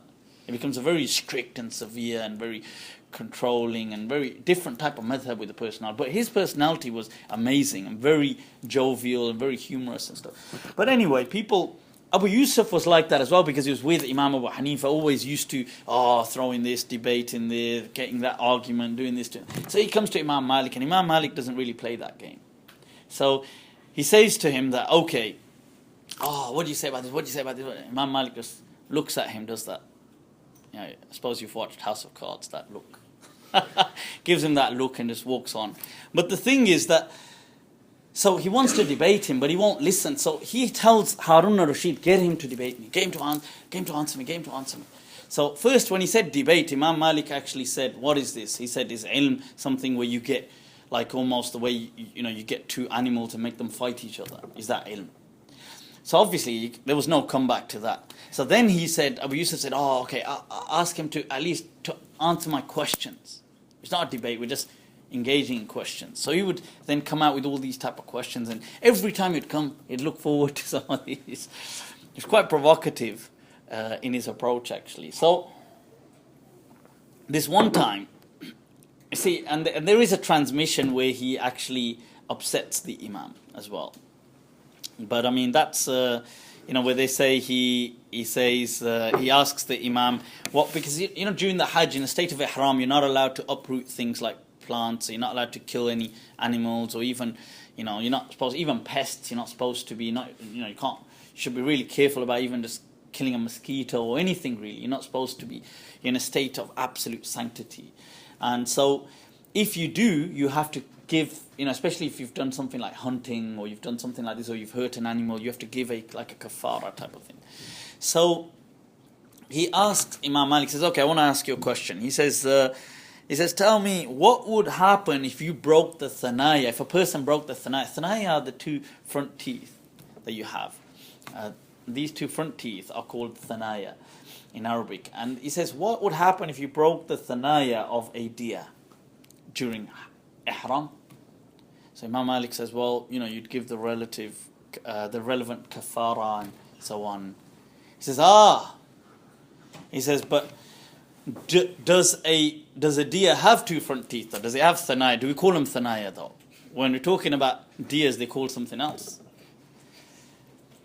So Imam Malik actually gets a bit upset. He says to him, it's not that we didn't know that. He says that it's not that we didn't know that. غير أننا لم نصحب. He says لم نصحب إلا خيار الناس. He says it's just that we only accompanied perhaps the best of people, meaning people who are above this type of, like basically, we might do ruthless, but we don't do petty. This is a bit of a low blow, really. You're just trying to be funny with this little, like a low blow, really. So anyway, these are the type of things that they would get into. But they had some very interesting discussions as well. And there was this one time where Abu Yusuf says, okay, I want to ask a question in front of Harun al-Rashid. And he says, okay, what do you want to ask about? And he says, there's this mas'ala of if a person gets married and and he's given this type of wealth, but he decides to kind of squander it and he gives the question is about kind of doing what you please with your wealth. And he says, but in this, like because when a person marries, especially the custom then was that if it was given to you from the other side, that wealth, for that wedding, it was understood that this would be used at the wedding.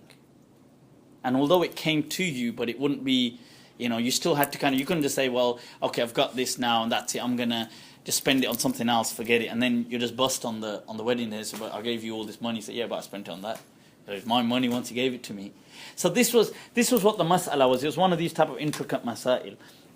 So Imam Malik answers, and he says, Abu Yusuf says, no, he says, you can. And so Imam Malik looks at him and he says, let me tell you the hadith. Allah. He says this to Imam Malik. He says, let me tell you the hadith.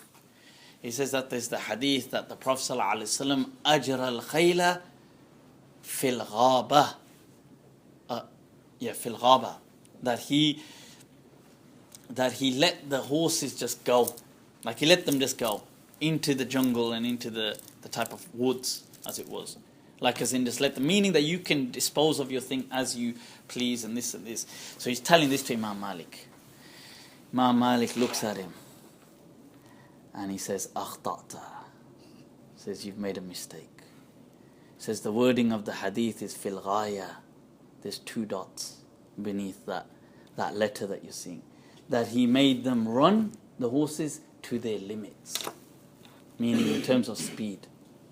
So first of all, learn your stuff before you come to the table. It's the big boys sit here. It's not one of these. So there were some very interesting engagements that they had, like some dialogues and stuff like that. But this was the personality of this Imam. Imam Malik in his time had diverse students. And one thing about Imam Malik is there are multiple transmissions from him. And in fact, this has appeared as sometimes a confusing matter.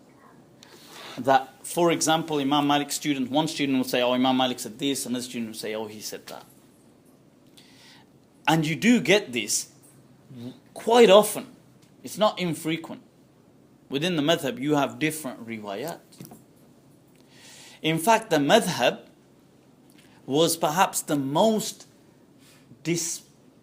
widely spread madhab in that, I think historically. Allahu Alam, that may be questioned, but especially in terms of independent institutes. So what you had was, after Imam Malik, the madhab, it spreads to Iraq, where you get an Iraqi sub-school. It remains within Hijaz. It goes to Misr, Egypt, where you have this sub-school. It goes to Northwest Africa, which begins with obviously Tunis and then goes into what would be modern-day Morocco. And then you had Al-Andalus, and they had their sub-school. And for a shorter while, you had Sicily, which had its also, at least in fact, Sicily was actually liberated by the student of Imam Malik, Asad ibn al-Farat, who was buried there as well. Right, so, and that remains for a few centuries, although not as much as the others. So each one of these sub-schools, as I like to call them, and sometimes they're referred to as madrasa, dakhiliya, an internal school. So you have the madhab and you have a madrasa within it. Now, they differ in their approach sometimes. So you will see things like they sometimes take different riwayat going back to the Imam. So the Malikis of Iraq, who were a minority, are generally surrounded by the Hanafis and sometimes Shafi'is, they would go back to Imam Malik in taking the interpretation through Ibn Abd al-Hakam, one of the students of Imam Malik. Whereas the other, let's say the Andalusiyin, would quite often go through Ibn al-Qasim. Other people, Northwest Africa, would go through Ibn al-Qasim. Actually, Andalus would mix it up a bit. The thing is that they would have different riwayat going back to the Imam. There is some confusion sometimes that why did Imam Malik have these different narrations? Why is this person saying you do this and this person saying you do that? To be honest with you, I mean, I struggled and battled with this for years when I was studying, in trying to understand why this would have happened. I think one of the common things that people would just say is like, oh, it's like with hadith. Why do you have different hadith? I was never convinced with that argument, because to me that was a weak response, because with hadith it was different. The same Sahaba were not always with the Prophet ﷺ. The Sahaba, sometimes this one went off, this one saw the Prophet here, he never saw him again, this one sees him 2 years later, this one. But the companions or the students of Imam Malik lived with him, the main students, for at least 20 to 30 years together. So I'm here, you're here. And you're here, and we're all studying together. So how now do we get different interpretations? So I mean, that baffled me for years. I have an understanding, which, I don't know, I arrived at, but it is the way I look at it. I can't say it is the definitive answer. But I believe that part of the reason, there was the angle that, for example, Imam Malik was responding at times to people in accordance to their needs. That's common sense. So if a particular particular student had a particular need, he may be responding to him in that need. I also believe, there's multiple factors here. I believe one factor, one angle, is that he was also responding in accordance with the tendency of that student. So some students had a particular tendency. And because Imam Malik saw that the scholars before him in Medina all had these diverse tendencies, so it was all from the tradition of Medina. So for example, to be very hadithi, like Abu Hurairah radiallahu anhu, who was in Medina, was very hadithi. In fact, when Ibn Abbas radiallahu anhu questions him on the meaning of the hadith, he gets annoyed. He says, when he tells him that, you're not allowed to, you must do wudu from anything, the hadith says, mimma masatun nar, you must do wudu from anything which fire has touched. And what the hadith meant was if you've eaten anything cooked, you had to do wudu in the early days of Islam. But the point is, in the hadith says, mimma masatun nar. But we believe this to be abrogated. Ibn Abbas says to him, okay, so what would you say if you heated that water for wudu with fire? Do you have to do wudu from that wudu? This was Ibn Abbas radiallahu anh saying that. Abu Hurairah gets very, very angry. He says, أَقُولُ لَكَ قَالَ رَسُولُ اللَّهِ, and you say this.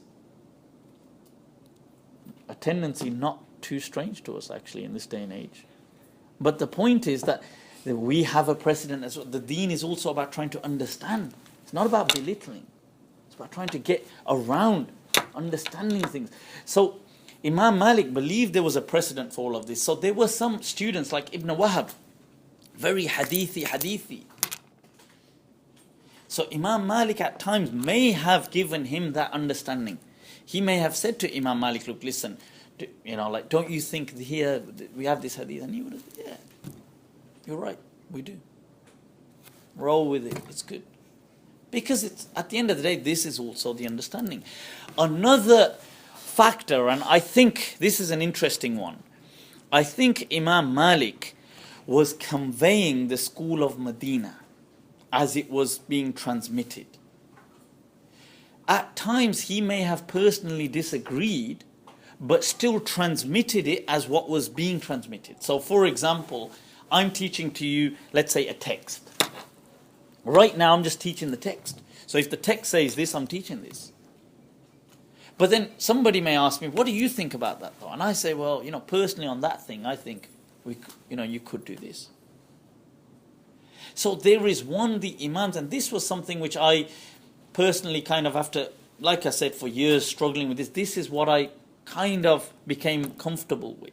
That I think this may have played a key role in the multiple transmissions. That there was the transmissions the Imam was giving from Medina, as in he was just conveying as a school, as in what was being passed down, and there were at times his own understanding which may have, with some he may have just disagreed and kind of therefore told some students, personally I think, it's not so much of a big deal if you do it like this. That is one way of reconciling. Another thing is the Maliki madhab is really big on maslaha, on welfare. So you can derogate, that means you can turn away from the dalil at times based on maslaha. You can do what they call takhsis, make exceptions based on maslaha. Abu Bakr ibn al-Arabi, he describes it perhaps the best. I mean, I've seen people trying to define, this maslaha thing, and to be honest with you, I mean, I don't know, I don't like the way they've done it, but they use words and they do this and they do that, and they're not just, and you understand it okay because you've gone through the whole thing, but you think that you could have said this in a much easier way. Abu Bakr ibn al-Arabi, who is a legend by the way, he says, and he calls it istihsan, and this is what Imam Malik is talking about. Istihsan is tis'atu ashar al-ilm, 9/10 of knowledge. Abu Bakr ibn al-Arabi says al-istihsan, and that is what the Imam Malik and Imam Abu Hanifa both took. He says, however, Imam Abu Hanifa would sometimes derogate, like he would make exceptions to the rulings based on what you would say weaker opinions if the situation demanded that. Like let's say there was an opinion, I know that this Sahabi had this opinion, but we don't normally act according to it. However, here we have, we have the need, so let's act according to that weaker transmission, based on the need. Or a qiyas, like this qiyas is coming out weak, we ain't going to follow that analogy. However, because of the situation, we'll take that qiyas. He says, where Imam Abu Hanifa did that, Imam Malik did the same, but just with maslaha. He says, what Imam Malik khassasa bil maslaha. So, khassasa bil maslaha, that he would do takhsis, make an exception based on maslaha.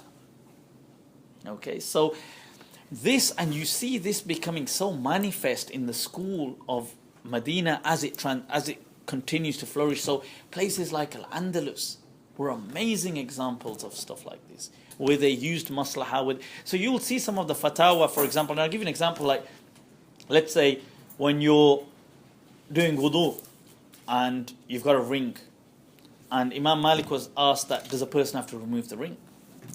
And he says no. And the person says, but in one riwayat, I believe it's Ibn Abd al-Hakam's, that what if it's tight? Meaning that water may not. He says no. That based on the maslahat. So you have these type of fatwa within, and just because, by the way, just because they agree on the principle doesn't mean they agree on all of its applications. Just as we agree upon qiyas as a principle, the analogy, but we don't agree on all the examples. Don't say, all the analogies that are done, we all agree on them, just because we agree on the principle. So the same thing with maslaha. So there is the mas'ala of, I'm just giving you a few examples, like where they've said, and this is typically transmitted, that where, like if there's a wedding, and they mention, and this is historic actually, it's not now, but it's transmitted till now in the books, that a woman has spent so much amount of money doing her hair and doing all this type of stuff. This was historically, and now if she was to wash her hair, it would just go to waste. So they say, like, if she needs to take ghusl, she doesn't have to wash her hair. They make an exception based on the maslahah. That is transmitted in all the books of the Maliki madhab.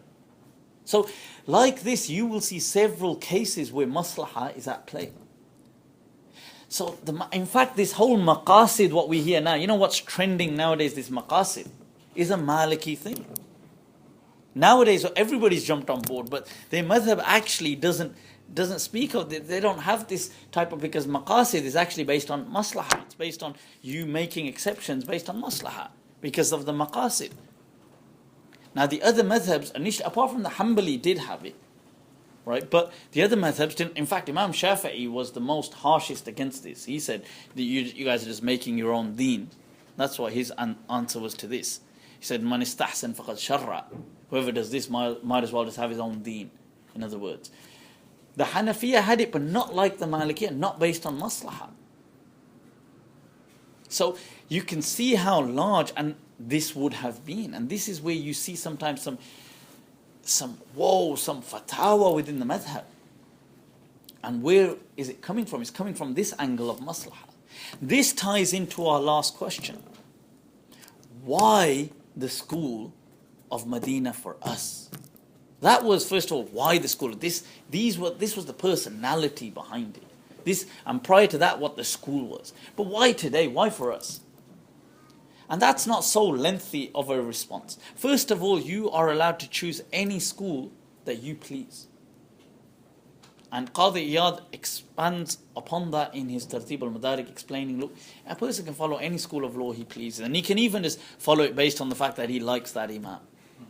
You don't have to, like somebody say, first of all, let me learn this madhab, learn all the reasoning, then I'm going to learn that one, then I'll make a comparison. What on earth are you on about? I mean, that doesn't even make sense what you're saying. That's like somebody saying, should I become a lawyer or should I become a doctor? I know, first of all, let me become a lawyer and then I'll become a doctor and then I'll choose. That doesn't even make sense what you're saying. Like, so the thing is, you can make these choices based on anything. However, what stands out and makes this relevant is the fact that how deeply rooted the madhab is in sunnah. How the madhab is the school of Medina with that transmission. How the madhab has been so key, so big on maslahah, on welfare.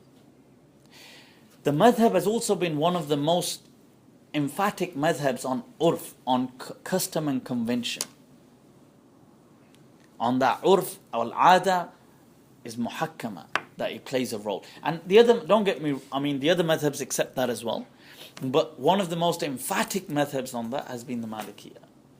So when you see all of this, and then the diversity, it has been, in fact, in my understanding, the only school of law that has had so many sub-schools which have totally not tolerated, welcomed each other and the diversity. So, for example, you will have multiple opinions in the madhab, and the madhab is cool on people, although it does, for obviously historically for strategic purposes, it would teach a particular way, but it would honor all the dissents. It wasn't about shunning them. If a person chose that, they chose it. It wasn't a control freak madhab at all. So, because people sometimes need liberty, they need that type of freedom. They don't want to be, they don't want to feel like incarcerated or feel like and that's what this madhab did. And one of the greatest things as well for us, it has had European precedent for almost 7 centuries. And I know the Hanafi madhab as well in Eastern Europe. However, the people of Al-Andalus, it was much more integrated within the indigenous context. So it was very harmonious with its type of settings, with the non-Muslims that were with them, with this whole thing. And Al-Andalus is an awesome, it's just such a resource for us, whether it's its history or its lessons or its fiqh. So all of these things, I would say, make it very key for us today. it helps us tackle issues like issues of identity. It helps us tackle things like issues of perspective and rights. Whether, we're in a day and age where people are, they're attacking Islam. Islam doesn't recognize human rights. Islam doesn't recognize, rights for women, rights for the elderly, rights for this, rights for that. We find that this madhab is much more malleable. It's much more agile and flexible in catering. Other madhabs, they're not like disempowered either, but they're more rigid on certain things. So this is why I feel for us today, so when people ask me sometimes, when people have said, look, why are you overdoing it with this whole, school of Medina thing, right? Like somebody said to me once, if you call people to Islam as opposed to calling them to this, so many more people would be Muslim today because you've managed to take this madhab to so many people. You've taken the deen. You see, the thing is, this is that outlook on the deen. This is the deen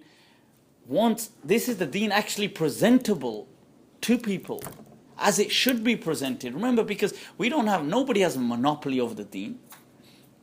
The deen, when it came to places like India and Pakistan, it didn't come as that Arabian type of thing, that people of India, Pakistan had an indigenous type of culture. People in Pakistan wear shalwar, they don't wear thobes.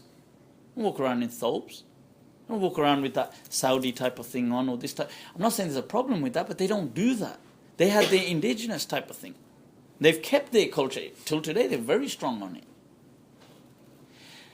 Wherever this went, if you look at the masjids in China that were built hundreds of years, they look like pagodas. If you look at the Andalusi masjids that were built, they resemble almost the churches. People were there's paintings of the old Andalusi kings. See how some of them used to dress? You'd be shocked, actually. You think it was like resembling like a Christian monk of that era. Because that was the way that they saw, their type of style to be for royalty or whatever. If you look at them in the Mughals of India, they dressed like the Persians and had that whole, obviously spoke Persian, they believed to be of that descent. So the thing is, Islam has this about it.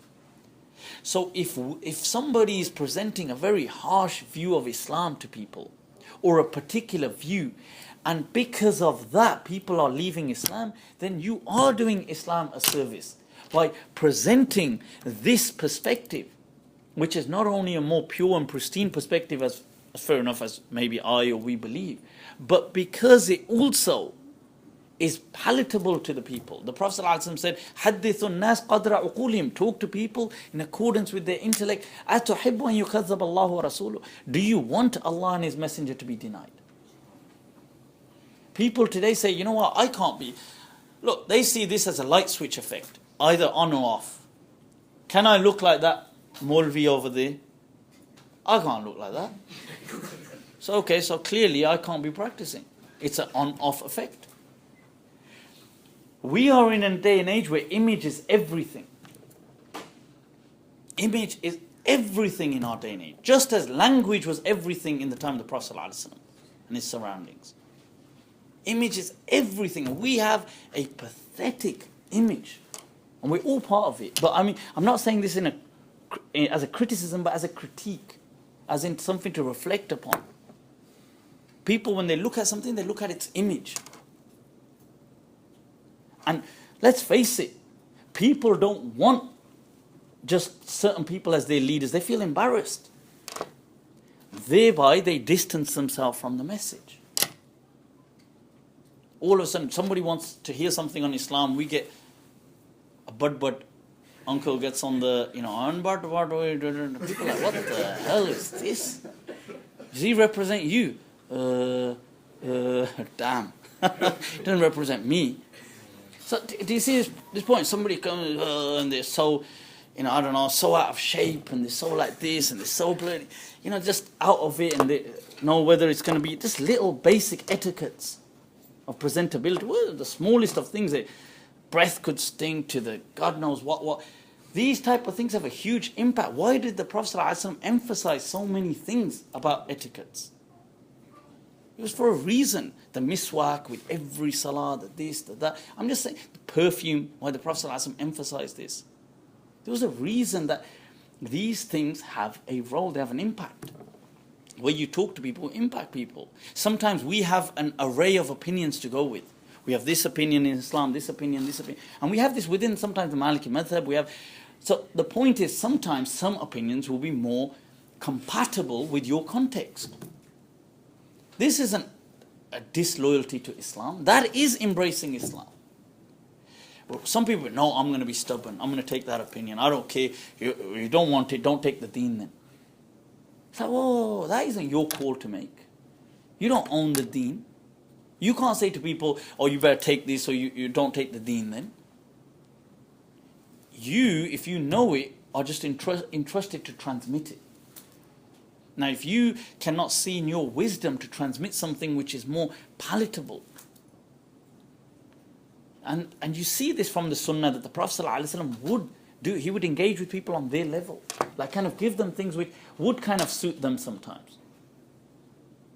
So you see that the Prophet ﷺ is giving an example. He's saying, okay, when he's speaking about the ihram, this is haram, you can't uproot a plant, you can't do this, you can't do this. Somebody says, oh, illa al-arak, ya Rasulullah. Oh, okay. But we use the arak. We use this type of plant for this. He says, illa al-arak. Except that. You see in the Hajj, perhaps somebody comes, oh, I forgot to stone. Before I stoned, I ended up doing the dhabah. Somebody said, no, I did the stoning, the pelting before I did the sacrifice. Somebody, irmi wala haraj. You do that, don't worry about it. Wala haraj. Don't worry about it. This is what the hadith says. Like, in other words, la haraj is like, don't worry about it. So the point is, all of this, why is the Prophet ﷺ, here comes this woman to complain to the Prophet ﷺ about her husband. Right. Mainly just guys here today, so I've got some women here, otherwise we wouldn't be able to get away with this one. But she comes to complain, and she says, oh, he does this. And you know what? And it's interesting, even back then, see, because even when people want to pull one over the other person, they get all religious, isn't it? You know what it is? Doesn't even do his salah. Like this. When does that, I'm not trying to be, obviously it's very important as a Muslim, but when does it really bother people? The way people they make the deen what they're going to gain leverage with. Say, oh, you know what it is? This person's not very Islamic. That didn't bother you before. The point is that, look, so all of a sudden this new type of, frustration. So anyway, this woman comes and she says, oh, he doesn't do this, doesn't let me fast, doesn't let me do, oh, and he doesn't even wake up for subah. Tells the Prophet, this is Safwan ibn Mistah, this is a Sahabi. She says, the Prophet ﷺ summons him, calls him. She says, you say this. And he says, yeah, it's because of this. And he answers, there's 3 complaints. She says, you don't wake up for subah. And look, he says to the Prophet ﷺ, he says, Ya Rasulullah, he says, Inna qawmun la nastayqidu illa ba'da tulu'i shams. He says, we are a people, we don't get up till after sunrise. Prophet ﷺ looks at him and he says, فَإِذَا اسْتَيْقَظْتَ فَصَلِّ. When you wake up, then pray. He could have said, الفرق الذي بيننا والعهد الذي بيننا وبينهم الصلاة من تركها فقد كفر. That which is between us and them is salah. Whoever leaves has committed kufr.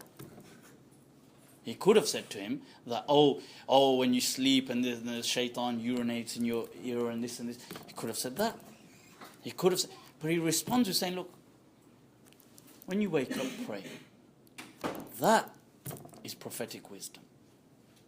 That is the true sunnah.